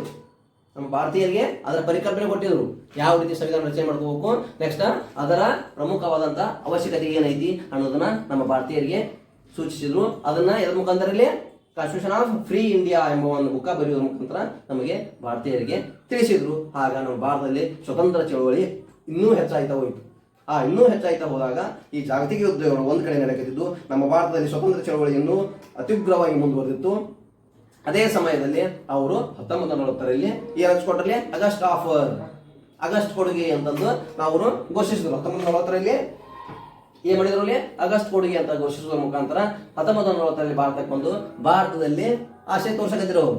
ಓಕೆ, ನಿಮಗೆ ಸಂವಿಧಾನ ರಚನೆ ಮಾಡ್ಕೊಳ್ಳೋಕೆ ಅನುಕೂಲ ಮಾಡಿಕೊಡ್ತೀವಿ, ನೀವು ನಮಗ ಜಾಗತಿಕ ಯುದ್ಧದಲ್ಲಿ ಭಾಗಿಯಾಗಿ ನಮ್ಗೆ ಹೆಲ್ಪ್ ಮಾಡ್ರಿ. ಆ ಕಡೆಯಲ್ಲಿ ಜರ್ಮನಿ ಆಗಿರ್ಬೋದು, ನೆಕ್ಸ್ಟ್ ಜಪಾನ್ ಆಗಿರ್ಬೋದು, ಅತ್ಯುಗ್ರ ರೀತಿಯಾಗಿ ಆಕ್ರಮಣ ಮಾಡಕತ್ತಾರೆ. ಯಾರ ಮ್ಯಾಗ್ರಿ? ಬ್ರಿಟನ್, ಇಂಗ್ಲೆಂಡ್ ಮ್ಯಾಗ. ನೀವು ನಮಗೆ ಹೆಲ್ಪ್ ಮಾಡಿದ್ರ ನಾವು ನಿಮ್ಗೆ ಸಂವಿಧಾನ ರಚನೆ ಮಾಡ್ಕೊಳಕಂತ ಅನುಕೂಲ ಮಾಡ್ಕೊಡ್ತೀವಿ ಅಂತ ಹೇಳ್ತಾರೆ. ಅದನ್ನ ಯಾವುದೇ ನಾವು ಕಿವಿ ಕೊಡದೆ, ಅದು ಯಾವುದೇ ರೀತಿಯಾದಂಥ ಚಟುವಟಿಕೆಗಳಿಗೆ ಅವ್ರಿಗೆ ಏನು ಹೇಳದೆ ನಿರಾಕರಣೆ ಮಾಡಿದ್ವಿ. ಏನಾದ್ರಿ ಮತ್ತೆ ಅಷ್ಟೇ ಅಲ್ಲದೆ ಹಲವು ಯೋಜನೆಗಳನ್ನ ಘೋಷಣೆ ಮಾಡಿದ್ರು. ಹಲವು ನೋಡ್ರಿ ಏನಾಗತ್ತಾರೆ ಅವ್ರಿಗೆ ಭಾರತದ ಸಂವಿಧಾನಕ್ಕೆ ಸಂಬಂಧಿಸಿದಂತೆ ಚಟುವಟಿಕೆಗಳು. ಅದ್ರಲ್ಲಿ ಏನ್ ಮಾಡಿದ್ರು? ಭಾರತದಾದ್ಯಂತ ಬ್ರಿಟಿಷರು ಆಳ್ವಿಕೆ ಮಾಡಿದ್ರು, ಹಲವು ಯೋಜನೆ ಮುಖಾಂತರ ನಿಯಂತ್ರಣ ಮಾಡಿದ್ರು. ಈ ಎಲ್ಲಾ ಕಟ್ಟುನಿಟ್ಟುಗಳು, ಎಲ್ಲಾ ನಿಯಂತ್ರಣಗಳಿಗೆ ನಾವು ಹೋಗ್ಕೊಡದಿದ್ದಾಗ ಅಲ್ಲಿ ನಮಗೆ ಸಂವಿಧಾನ ರಚನೆ ಮಾಡ್ಕೊಳಕ ಆಶಯ ತೋರ್ಸಕತ್ತಿದ್ರು. ಅವ್ರ ಕಡೆ ಜಾಗತಿಕ ಯುದ್ಧದಲ್ಲಿ ಭಾಗಿಯಾಗ್ಯಾರ. ಆ ಯುದ್ಧದಲ್ಲಿ ಒಂದ್ ಕಡೆ ಆದ್ರ ಭಾರತದಲ್ಲಿ ಆಡಳಿತ ಮುಂದುವರಿಸುವುದು ಅವ್ರಿಗೆ ಇನ್ನೊಂದ್ ಕಡೆ ಆಗಿತ್ತು. ಹಾಗಾಗಿ ಅವರು ನಮ್ಮ ಭಾರತೀಯರಿಗೆ ಅಲ್ಪ ಸ್ವಲ್ಪ ಪ್ರಮಾಣದ ಆಸೆಗಳನ್ನು ತೋರ್ಸಾಕತ್ತಿದ್ರು. ಈ ಆಸೆಗಳಿಗೆ ಹೋಗೊಳ್ಳೋದಿಲ್ಲ.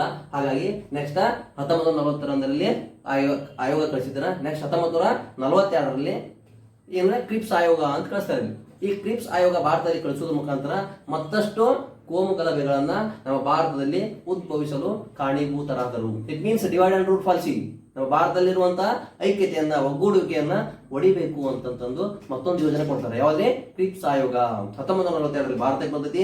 ಅವಾಗ ಬಂದಾಗ ಅವ್ರು ಮತ್ತೆ ಆಶಯ ಕೊಡ್ತಾರೆ, ಭಾರತದಲ್ಲಿ ಸಂವಿಧಾನ ರಚನೆಗೆ ನೀವು ರಚನೆ ಮಾಡ್ಕೊಳ್ತೀರಿ, ನಿಮ್ಮ ಅನುಕೂಲ ಇರ್ತಕ್ಕಂಗ ನಮಗ ಜಾಗತಿಕ ಯುದ್ಧದಲ್ಲಿ ಸಹಾಯ ಮಾಡಿ.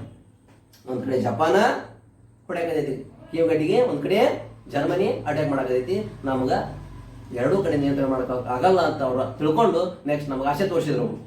First you can get to be given assistant to us in world wars. ನಮಗೆ ಜಾಗತಿಕ ಯುದ್ಧದಲ್ಲಿ ಸಹಾಯ ಮಾಡಕ್ಕೆ ಆಸೆ ಹೇಳಿದಾಗ ನಾವು ಅವರ ಕರೆಗೆ ಹೋಗ್ಬಿಡಲಿಲ್ಲ. ನೆಕ್ಸ್ಟ್ ಇನ್ನೊಂದು ಆಯುಧಗಳನ್ನು ಉಪಯೋಗ ಮಾಡ್ತಾರೆ. ಏನ್ ಮಾಡ್ತಾರೆ ಅವರಲ್ಲಿ? ಓಕೆ, ಈ ನಮಗೆ ಸಹಾಯ ಮಾಡಿದ್ರು ಅಂತಂದ್ರೆ ನಿಮ್ಗೆ ಸಂವಿಧಾನ ರಚನೆ ಮಾಡ್ಕೊಳಕ್ಕೆ ಅವಕಾಶ ಕೊಡ್ತೀವಿ ಅಂತಂದ್ರು, ಅದಕ್ಕೂ ನಾವು ಹೋಗ್ಕೊಳ್ಳಿಲ್ಲ. ನೆಕ್ಸ್ಟ್ ಅವ್ರು ಏನ್ ಮಾಡಿದ್ರಲ್ಲಿ, ಹೊಸ ಸಂವಿಧಾನ ಒಪ್ಪದ ಪ್ರಾಂತ್ಯಗಳಿಗೆ ಓಕೆ ನಿಮ್ಗೆ ಸಂವಿಧಾನ ರಚನೆ ಮಾಡ್ತೀರಾ, ಮಾಡ್ಕೊಂಡು ಕೊಡ್ತೀವಿ. ನಿಮ್ಗೆ ಹೊಸ ಸಂವಿಧಾನ ಒಪ್ಕೊಳ್ಳೋಕೆ, ನಿಮ್ ಸಂವಿಧಾನ ರಚನೆ ಮಾಡ್ಕೊಳಕ ಈ ಹೊಸ ಸಂವಿಧಾನವನ್ನ ನೀವು ಒಪ್ಪಲಾರವರಿಗೆ ನಿಮ್ಮ ಕೆಲವಷ್ಟು ಪ್ರಾಂತ್ಯಗಳಿಗೆ ನಿಮ್ಗ ಸಂವಿಧಾನ ರಚನೆ ಮಾಡ್ಕೊಳಕ ಅನುಕೂಲ ಮಾಡಿಕೊಡ್ತೀವಿ. ಹೊಸ ಸಂವಿಧಾನದ ಒಪ್ಪದ ಕೆಲವಷ್ಟು ಪ್ರಾಂತ್ಯಗಳು ಏನಿರ್ತೀವಲ್ಲ, ಈ ಪ್ರಾಂತ್ಯಗಳು ನಿಮ್ಗೆ ತಿಳಿದಂಗ ನಿಮ್ಮ ಸಂವಿಧಾನ ರಚನೆ ಮಾಡ್ಕೊಳ್ತೀರಿ ಅಂತಂದು ಮತ್ತಷ್ಟು ನಮ್ಮ ಭಾರತವನ್ನ ಡಿವೈಡ್ ಮಾಡಕತ್ತಿದ್ರು. ಆವಾಗ ನೆಕ್ಸ್ಟ್ ಇಲ್ಲಿರುವಂತ ಒಗ್ಗಟ್ಟು ಒಡಿಬೇಕು ಅಂತಂದು ಅವರು ನಮ್ಮ ಭಾರತದಲ್ಲಿರುವಂತ ಪ್ರಾಂತ್ಯಗಳಿಗೆ ತಮ್ಮದೇ ಸಂವಿಧಾನ ರಚನೆ ಮಾಡ್ಕೊಳ್ಳಕ ಆಶಯ ತೋರಿಸಿದ್ರು. ಅದು ಯಾವುದರ ಮುಖಾಂತರ? 1942ರ ಕಾಯ್ದೆ ಮುಖಾಂತರ. ಈ ಎಲ್ಲಾ ಅಂಶಗಳಿಂದ ತಿಳಿದ ಬರುವುದು ಏನಂತಂದ್ರೆ, ಭಾರತದಲ್ಲಿ ಬ್ರಿಟಿಷರು ತೋರಿದ ಆಡಳಿತ ಚಟುವಟಿಕೆಗಳು, ನಿಯಂತ್ರಣದ ಚಟುವಟಿಕೆಗಳು, cunning policies of the British in India to rule to continue their activity in India. It means it may be control by administration and also extract financial and extract whatever resources are there in India. ಭಾರತದಲ್ಲಿರುವ ಸಂಪನ್ಮೂಲಗಳಾಗಿರ್ಬೋದು ಅಥವಾ ಭಾರತದಲ್ಲಿ ಹಣಕಾಸಿನ ಮುಖಾಂತರ ನಿಯಂತ್ರಣ ಮಾಡೋದಾಗಿರ್ಬೋದು, ಭಾರತದಲ್ಲಿ ಆಡಳಿತಾತ್ಮಕವಾಗಿ ನಮ್ಮ ಭಾರತದಲ್ಲಿ ಈ ನಿಯಂತ್ರಣ ಚಟುವಟಿಕೆಗಳನ್ನ ಮುಂದುವರಿಸಬೇಕು ಅನ್ನೋದು ಬ್ರಿಟಿಷರ ಆಸೆ ಆಗಿತ್ತು. ಓಕೆ, ಅದು ಏನೇ ಇರಲಿ, ಈ 1942 ಕಾಯ್ದೆ ಬಂತು. ನೆಕ್ಸ್ಟ್ ಅವಾಗೂ ಕೂಡ ಅವರು ನಾವು ಅವ್ರ ಕರೆಗೆ ಹೋಗ್ಕೊಡಲಿಲ್ಲ. ಹಾಗಾಗಿ ನಮ್ಮ ಭಾರತಕ್ಕೆ ಬಂದಂತ ಕ್ಲೈಮೆಂಟ್ ಆಟ್ಲಿ, ಬ್ರಿಟನ್ ಪ್ರಧಾನಿ 1946ರಲ್ಲಿ ಭಾರತಕ್ಕೆ ಬಂದು ಮತ್ತೊಂದು ಆಶಯ ಕೊಡ್ತಾನೆ. ಓಕೆ, ನಿಮ್ಗೆ ಸಂವಿಧಾನ ರಚನೆ ಮಾಡ್ಕೋಕ, ನೀವು ರಚನೆ ಮಾಡ್ಕೋರಿ ಅನ್ನೋದೊಂದು ಘೋಷಣೆ ಕೊಡ್ತಾರೆ. ಯಾವಾಗ್ರಿ? 1946ರಲ್ಲಿ. 1946ರಲ್ಲಿ ನಮ್ಮ ಸಂವಿಧಾನ ರಚನೆ ಮಾಡ್ಕೊಳಕ ಅವಕಾಶ ಕೊಟ್ಟಾಗ ಅವಾಗ ಸಂಭವಿಸುವಂತ ಪ್ರಮುಖ ಚಟುವಟಿಕೆಗಳು ಏನು?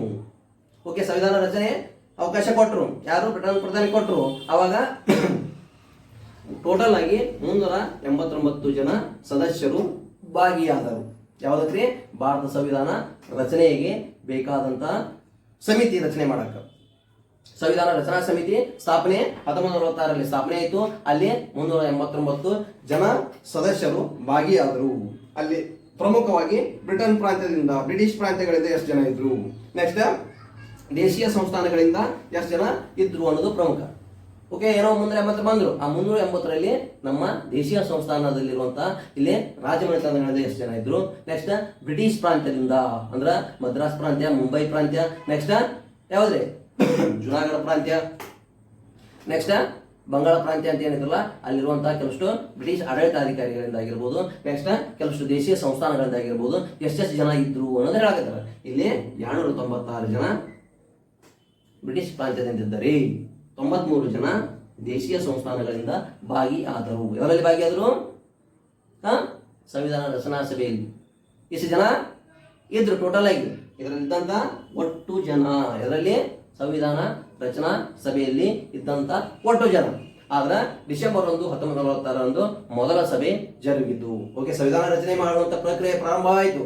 ಏನೋ ನಾವು ಆಸೆ ತೋರಿಸಿದ್ರು, ಆಸೆ ತೋರಿಸಿದಾಗ ಅವ್ರ ಆಸೆಗೆ ಹೋಗೋದಿಲ್ಲ. ನಿಮ್ಗ ಜಾಗತಿಕದಲ್ಲಿ ಸಹಾಯ ಮಾಡಿದ್ರ ಸಂವಿಧಾನ ರಚನೆ ಮಾಡ್ಕೊಳೋದಕ್ಕೆ ಅನುಕೂಲ ಕೊಡ್ತೀವಿ ಅಂದಾಗ ಅವು ಎಲ್ಲವುಗಳಿಗೆ ಹೋಗ್ಕೊಡದೆ ನಮ್ಮ ಸ್ವತಂತ್ರ ಚಳುವಳಿಯನ್ನ ಮುನ್ನಡೆಸಿದ್ವಿ. ಒಂದ್ ಕಡೆ ಮಂದಗಾಮಿಗಳಾಗಿರ್ಬೋದು, ಒಂದ್ ಕಡೆ ಕ್ರಾಂತಿಕಾರಿಗಳಾಗಿರ್ಬೋದು, ಒಂದ್ ಕಡೆ ಯಾರು ಮಂದಗಾಮಿಗಳು, ಕ್ರಾಂತಿಗಳು ಯಾರ್ಯಾರು? ಇನ್ನೊಬ್ರು ಎಲ್ಲ ಮಹಾತ್ಮ ಗಾಂಧಿಯ ಅನುಯಾಯಿಗಳು. ಅಂದ್ರ ಮಹಾತ್ಮ ಗಾಂಧಿಯು ಕೂಡ ಇದರಲ್ಲಿ ಪ್ರಮುಖವಾಗಿ ಶಾಂತಿಯುತ ಮಾರ್ಗದಲ್ಲಿ ತಮ್ಮ ಸ್ವತಂತ್ರ ಚಳುವಳಿಯನ್ನು ಮುಂದುವರಿಸಿದ್ರು. ಅವರೆಲ್ಲರೂ ಕೂಡ ಒಗ್ಗೂಡಿ ನಮ್ಮ ಭಾರತದಲ್ಲಿ ಸ್ವತಂತ್ರ ಚಳುವಳಿ ಹೀಗೆ ಮುಂದುವರಿತು. ಈ ಸ್ವತಂತ್ರ ಚಳುವಳಿ ಮುಂದುವರೆದಾಗ ಅಲ್ಲಿ ಅವರು ಒಪ್ಪಿಗೆ ಕೊಟ್ಟರು. 389 ಜನರಲ್ಲಿ 296 ಜನ ಬ್ರಿಟಿಷ್ ಪ್ರಾಂತ್ಯದಿಂದ, 93 ಜನ ಎಲ್ಲಿ ದೇಶೀಯ ಸುಲ್ತಾನಗಳಿಂದ ಭಾಗಿಯಾದ್ರು. ಆವಾಗ ಡಿಸೆಂಬರ್ 1 1ನೇ ಸಭೆ ಜರುಗಿತು. ಆ 1ನೇ ಸಭೆಯಲ್ಲಿ ಒಟ್ಟಾರೆಯಾಗಿ 211 ಜನ ಭಾರತೀಯರು ಸದಸ್ಯರು ಈ ಸಂವಿಧಾನ ರಚನಾ ಸಮಿತಿಯಲ್ಲಿ ಭಾಗಿಯಾಗಿದ್ದರು. ಈ ಸಂವಿಧಾನ ರಚನೆ ಹೆಂಗೆ ರಚನೆ ಆಯಿತು ಅನ್ನೋದನ್ನ ಪ್ರಮುಖ ಅಂಶಗಳಿವೆ. ಓಕೆ, ಸಂವಿಧಾನ ರಚನೆ ಮಾಡಕ್ಕೆ ಅವರೇನೋ ಅವಕಾಶ ಕೊಟ್ಟರು. ನೆಕ್ಸ್ಟ್ ಸಂವಿಧಾನ ರಚನೆ ಮಾಡುವಂತ ಪ್ರಕ್ರಿಯೆ ಹೆಂಗೆ ಜರುಗಿತು. ಓಕೆ, ಸಂವಿಧಾನ ರಚನೆ ಮಾಡಕ್ಕ ಇಲ್ಲಿ ಡಿಸೆಂಬರ್ 1 ಪ್ರಥಮವಾಗಿ 1946 ಸಭೆ ಸೇರಿದಾಗ ಕೇವಲ 211 ಜನ ಭಾಗಿಯಾದರು. ಅದರಲ್ಲಿ ಯಾವುದೇ ರೀತಿಯಾದಂತಹ ಮುಸ್ಲಿಂ ಲೀಗ್ನ ವ್ಯಕ್ತಿಗಳಿರಲಿಲ್ಲ ಮತ್ತು ದೇಶೀಯ ಸಂಸ್ಥಾನದ ರಾಜರುಗಳು ಕೂಡ ಅದರಲ್ಲಿ ಇದ್ದಿಲ್ಲ. 1ನೇ ಸಭೆ ಏನಿತ್ತಲ್ಲ ಅದ್ರಲ್ಲಿ 200 ಜನ ಇದ್ದಿಲ್ಲ, ಯಾರು ಇದ್ದಿಲ್ಲ. ದೇಶೀಯ ಸಂಸ್ಥಾನಗಳಿಂದ ಆಗಿರ್ಬೋದು ಅಥವಾ ಮುಸ್ಲಿಂ ಲೀಗ್ನಿಂದ ಆಗಿರ್ಬೋದು ಯಾವುದೇ ವ್ಯಕ್ತಿಯು ಕೂಡ ಭಾಗಿ ಆಗಿರಲಿಲ್ಲ. ಹಾಗಾಗಿ 2ನೇ ಸಭೆ ಡಿಸೆಂಬರ್ 9 1946 2ನೇ ಸಭೆ ಜರುಗಿತು. ಈ 2ನೇ ಸಭೆಯ ಅಧ್ಯಕ್ಷತೆಯನ್ನ ಯಾರು ವಹಿಸ್ತಾರೆ? ಇಲ್ಲಿ ಡಾಕ್ಟರ್ ಬಾಬು ರಾಜೇಂದ್ರ ಪ್ರಸಾದ್ ಅವರು ವಹಿಸಿರ್ತಾರೆ. 1ನೇ ಸಭೆಯ ಅಧ್ಯಕ್ಷತೆಯನ್ನ ಅಲ್ಲಿ ಪ್ರಮುಖವಾಗಿ ಸಚ್ಚಿದಾನಂದ ಸಿನ್ಹಾ ಅವರು ವಹಿಸಿರ್ತಾರೆ. 2ನೇ ಸಭೆಯ ಅಧ್ಯಕ್ಷತೆಯನ್ನ ಡಾಕ್ಟರ್ ಬಾಬು ರಾಜೇಂದ್ರ ಪ್ರಸಾದ್ ಅವರು ವಹಿಸಿ ನೆಕ್ಸ್ಟ್ ಅಲ್ಲಿ ಪ್ರಮುಖ ನಿರ್ಣಯಗಳನ್ನ ಕುರಿತು ಚರ್ಚೆ ಮಾಡ್ತಾರೆ. ಅಲ್ಲೇ ಕೆಲವು ಸಮಿತಿಗಳು ರಚನೆ ಮಾಡ್ತಾರೆ. ಆ ಸಮಿತಿಗಳಲ್ಲಿ ಒಟ್ಟು ಟೋಟಲ್ ಆಗಿ 22 ಸಮಿತಿಗಳು ರಚನೆ ಆಗ್ತವೆ. ಸಂವಿಧಾನ ರಚನೆಯ ಪ್ರಮುಖ ಹಿಸ್ಟಾರಿಕಲ್ ಆಕ್ಟಿವಿಟಿ ಯಾರಿಗೆ ಸಂವಿಧಾನ ರಚನೆ ಆಯಿತು ಅಲ್ಲಿ 22 ಸಮಿತಿಗಳು ರಚನೆ ಕೂಡಿ 22 ಸಮಿತಿಗಳು ಪ್ರಮುಖವಾಗಿ ಸಂವಿಧಾನಕ್ಕೆ ಸಂಬಂಧಿಸಿದಂತ ಪ್ರಮುಖ ಚಟುವಟಿಕೆಗಳನ್ನ how to form our Indian constitution. ಒಂದ್ ಕಡೆ ಜಗತ್ತಿನಾದ್ಯಂತ ನಮ್ಮ ಸಂವಿಧಾನ ಬೇಕಾಗಿ ಸಂವಿಧಾನ ರಚನೆ ಮಾಡಿಕೊಡೋ ಯಾರಾದರೂ ಅದರ ಅಂತಂದು ಕೆಲವಷ್ಟು ಜನ ಹುಡುಕಾಗ ಮಹಾತ್ಮ ಗಾಂಧೀಜಿಯವರು ಹೇಳ್ತಾರ, ಯಾರೇ ಸಂವಿಧಾನ ಶಿಲ್ಪಿ ಅಂಬೇಡ್ಕರ್ ಅವರನ್ನು ಇಟ್ಟುಕೊಂಡು ಸಂವಿಧಾನ ರಚನೆ ಮಾಡ್ರಿ. ಆ ಮಹಾನ್ ವ್ಯಕ್ತಿಗಿಂತ ಮತ್ತೊಬ್ಬರು ಬೇಕಾಗಿಲ್ಲ. ಕೆಲವಷ್ಟು ಜನ ದೇಶ ವಿದೇಶಗಳಿಗೆ ಸುತ್ತ ನೋಡಕತ್ತಿರಂತ ನಮ್ಮ ಭಾರತಕ್ಕೆ ಸಂವಿಧಾನ ರಚನೆ ಮಾಡ್ಕೊಳ್ಳೋಕೆ ಬ್ರಿಟಿಷರು ಅವಕಾಶ ಕೊಟ್ಟರ. ಈ ಅವಕಾಶಗಳಿಗಾಗಿ ನಾವು ಯಾರನ್ನ ಮುಂದಾಳತ್ವದಲ್ಲಿ ಇದನ್ನ ಸಂವಿಧಾನ ರಚನೆ ಮಾಡ್ಕೊಳ್ಬೇಕು ಅಂದಾಗ ಅವಾಗ ನಮ್ಮ ಯಾರೇ ಮಹಾತ್ಮ ಗಾಂಧಿಯವರು ಹೇಳ್ತಾರ, ಯಾರು ಬೇಡ ಇಲ್ಲಿ ಯಾರದ ಬಿ ಆರ್ ಅಂಬೇಡ್ಕರ್ ಅವರು ಇದಾರ, ಅವರ ನೇತೃತ್ವದಲ್ಲಿ ನಮ್ಮ ಭಾರತ ಸಂವಿಧಾನ ರಚನೆ ಆಗಲಿ ಅಂತಂದು ಅವರು ಕೂಡ ಅಷ್ಟು ಸದೃಢ ವ್ಯಕ್ತಿ, ಅಷ್ಟು ಎಷ್ಟ್ರಿ ತಿಳುವಳಿಕೆ ಉಳ್ಳಂತ ವ್ಯಕ್ತಿ, ಕಾನೂನು ತಜ್ಞ ಅಂತಂದು ಅವ್ರಿಗೆ ಹೇಳಿದಾಗ ಅವರ ಸನ್ಮಾರ್ಗದಲ್ಲಿ ಈ ಚಟುವಟಿಕೆ ಮುಂದುವರಿತಾವು. ಯಾವ ಚಟುವಟಿಕೆ? ಸಂವಿಧಾನ ರಚನೆಗೆ ಸಂಬಂಧಿಸಿದಂತ ಸಮಿತಿಗಳು ರಚನೆ ಆದಾಗ ಸಂವಿಧಾನದಲ್ಲಿ ಯಾವ್ಯಾವ ಅಂಶಗಳಿರಬೇಕು, ಯಾವ್ಯಾವ ಅಂಶಗಳು ಅದರಲ್ಲಿ ಇರಬಾರ್ದು ಎಂಬುದನ್ನು ಚರ್ಚೆ ಆಗೈತಿ. ಅವಾಗ 22 ಸಮಿತಿಗಳಲ್ಲಿ ಇವ್ರದ್ದು 1ನೇ ಸಮಿತಿ ಕರಡು ರಚನಾ ಸಮಿತಿ ಅಂತ ಆಕೈತಿ. ಈ ಕರಡು ರಚನಾ ಸಮಿತಿಯಲ್ಲಿದ್ದಂಥ ವ್ಯಕ್ತಿಗಳು ಪ್ರಮುಖ ವ್ಯಕ್ತಿಗಳು ಆ ಉಳಿದ ಸಮಿತಿಗಳು ಕೊಟ್ಟಂತ ಸಂವಿಧಾನ ರಚನೆಗೆ ಕೊಟ್ಟಂತ ಅಂಶಗಳನ್ನ ಕುಲಂಕುಷವಾಗಿ ಅಧ್ಯಯನ ಮಾಡಿ ಯಾವುದು ಬೇಕು ಯಾವುದು ಬೇಡ ಅನ್ನೋದನ್ನ ನೋಡುವಂತಹ ಪ್ರಮುಖ ಸಮಿತಿಯೇ ಕರಡು ರಚನಾ ಸಮಿತಿ. ಆ ಕರಡು ರಚನಾ ಸಮಿತಿಯಲ್ಲಿ ಇದ್ದಂತ ಪ್ರಮುಖ ವ್ಯಕ್ತಿಗಳು ಯಾರೇ? ಅಲ್ಲಾಡಿ ಕೃಷ್ಣಸ್ವಾಮಿ ಆಗಿರ್ಬೋದು, ಡಾಕ್ಟರ್ ಬಿ ಆರ್ ಅಂಬೇಡ್ಕರ್ ಆಗಿರ್ಬೋದು, ನೆಕ್ಸ್ಟ್ ಸೈಯದ್ ಸಾದುಲ್ಲಾ ಆಗಿರ್ಬೋದು, ನೆಕ್ಸ್ಟ್ ಟಿ ಕೃಷ್ಣಮಾಚಾರಿ, ಮಾಧವರಾವ್, ಗೋಪಾಲಕೃಷ್ಣ ಅಯ್ಯಂಗಾರ್, ಎಲ್ಲ ವ್ಯಕ್ತಿಗಳು ಪ್ರಮುಖವಾಗಿ ಸಂವಿಧಾನದ ಕರಡು ಸಮಿತಿಯ ಅಧ್ಯಕ್ಷರು, ಸಂವಿಧಾನದ ಕರಡು ಸಮಿತಿಯ ಸದಸ್ಯರಾಗಿ ಅವರು ಕುಲಂಕುಷವಾಗಿ ಉಳಿದ ಎಲ್ಲ ಸಮಿತಿಗಳು ಕೊಟ್ಟಂತ ಅಂಶಗಳನ್ನ ಗಮನಿಸಿ ಸಂವಿಧಾನಕ್ಕೆ ಅಳವಡಿಕೆ ಮಾಡಿಕೊಳ್ಳುವ ಅನ್ನೋದನ್ನ ನೋಡಕತ್ತಿದ್ರು. ಓಕೆ, ಈ ರೀತಿಯಾಗಿ ಸಂವಿಧಾನದ ರಚನೆ ಚಟುವಟಿಕೆ ಪ್ರಾರಂಭವಾಯಿತು. ಈ ಪ್ರಾರಂಭವಾದಾಗ ಕುಲಂಕುಷವಾಗಿ ಅಧ್ಯಯನ ಮಾಡಿ 1948ರಲ್ಲಿ ಸಂವಿಧಾನ ರಚನೆ ಆಯಿತು. ಸಂವಿಧಾನದ ಕರಡು ಪ್ರತಿ ರಚನೆ ಆಯ್ತಂದ್ರಿ. ಸಂವಿಧಾನದ ಕರಡು ಪ್ರತಿ ರಚನೆ ಆಯಿತು. ಆ ಕರಡು ಪ್ರತಿ ರಚನೆ ಆಗಿಂದ ಅದನ್ನ ಬರಿಬೇಕಲ್ಲ, ನೆಕ್ಸ್ಟ್ ಅದನ್ನ ಪ್ರಿಂಟ್ ಹಾಕ್ಸ್ಬೇಕು. ಆ ಚಟುವಟಿಕೆ ಅದಾವು. ಆ ಕರಡು ಪ್ರತಿ ರಚನೆ ಆಗಕ್ಕ ಒಟ್ಟಾರೆಯಾಗಿ ಎಷ್ಟು ವರ್ಷಗಳು ಸಂಭವಿಸಿದವು? ಓಕೆ, ಸಂವಿಧಾನ ಏನೋ ರಚನೆ ಆಯಿತು, ಸಂವಿಧಾನದ ಕರಡು ಪ್ರತಿ ರಚನೆ ಆಯಿತು, ಎಲ್ಲರೂ ಕೂಡ ಕುಲಂಕುಷವಾಗಿ ಅಧ್ಯಯನ ಮಾಡಿದ್ರು. ಅಧ್ಯಯನ ಮಾಡಿ ಅಲ್ಲಿ ಯಾವುದು ಇರಬೇಕು ಯಾವುದು ಬೇಡ ಎಲ್ಲದನ್ನು ನೋಡಿದಾಗ ಅಲ್ಲಿ ನೆಕ್ಸ್ಟ್ ಅದನ್ನ ರಚನೆಗೆ ಯಾವ ರೀತಿ ಸ್ಕ್ರಿಪ್ಟ್ ಮುಖಾಂತರ ತೆಗೆಯುವ ಹೊರಗ. ಈ ಸಮಿತಿಯಲ್ಲಿ ಏನು 22 ಸಮಿತಿಗಳಲ್ಲಿ ಕೆಲವಷ್ಟು ಮಹಿಳಾ ವ್ಯಕ್ತಿತ್ವಗಳು ಇದ್ದವು. ಆ ಮಹಿಳೆಯರು ಯಾರ್ಯಾರು? ಸುಚಿತಾ ಕೃಪಲಾನಿ ಆಗಿರ್ಬೋದು, ನೆಕ್ಸ್ಟ್ ವಿಜಯಲಕ್ಷ್ಮಿ ಪಂಡಿತ್ ಆಗಿರ್ಬೋದು, ನೆಕ್ಸ್ಟ್ ಸರೋಜಿನಿ ನಾಯ್ಡು. ಈ ಮಹಿಳೆಯರು ಕೂಡ ಏನಾಗಿದ್ರು? ಯಾರು? ಸುಚಿತಾ ಕೃಪಲಾನಿ ಯಾರು? ಉತ್ತರ ಪ್ರದೇಶದ ಮೊದಲ ಮಹಿಳಾ ಪ್ರಧಾನಮಂತ್ರಿ, ಮಹಿಳಾ CM. ನೆಕ್ಸ್ಟ್ ಇವರು ವಿಜಯಲಕ್ಷ್ಮಿ ಪಂಡಿತ್ ರೀ, ವಿಶ್ವಸಂಸ್ಥೆಯಲ್ಲಿ ಅಧ್ಯಕ್ಷತೆ ವಹಿಸಿದಂಥ ಭಾರತದ ಪ್ರಥಮ ಮಹಿಳೆ. ನೆಕ್ಸ್ಟ್ ರೀ ಇನ್ನೊಬ್ರು ಯಾರ್ರಿ, ಸರೋಜಿನಿ ನಾಯ್ಡು, ಗಾನ ಕೋಗಿಲೆ ಸರೋಜಿನಿ ನಾಯ್ಡು ಅವರು ಇಲ್ಲಿ ಉತ್ತರ ಪ್ರದೇಶದ ರಾಜ್ಯಪಾಲರಾಗಿ ಕೂಡ ಅವರು ತಮ್ಮ ಕಾರ್ಯಚಟುವಟಿಕೆಯನ್ನು ನಿರ್ವಹಿಸಿದಂಥ ಮಹಿಳೆ. ಈ ಎಲ್ಲ ಮಹಿಳೆಯರು ಕೂಡ ಈ ಸಂವಿಧಾನ ರಚನಾ ಸಮಿತಿಯಲ್ಲಿ ಇದ್ದರು ಅನ್ನೋದು ಪ್ರಮುಖ ಅಂಶ. ಅಂದ್ರೆ ಭಾರತ ಸಂವಿಧಾನ ರಚನೆಯಲ್ಲಿ ಮಹಿಳೆಯರ ಭಾಗಿತ್ವವು ಕೂಡ ಇತ್ತು ಅಂತಾಯಿತು. ಓಕೆ, ಅದೇನೇ ಇರಲಿ, ನಮ್ಮ ಸಂವಿಧಾನ ರಚನೆ ಆಯಿತು. ನೆಕ್ಸ್ಟ್ ಕರಡು ಪ್ರತಿ ರಚನೆ ಆಯಿತು. ಆ ಕರಡು ಪ್ರತಿ ರಚನೆ ಆಯಿತು.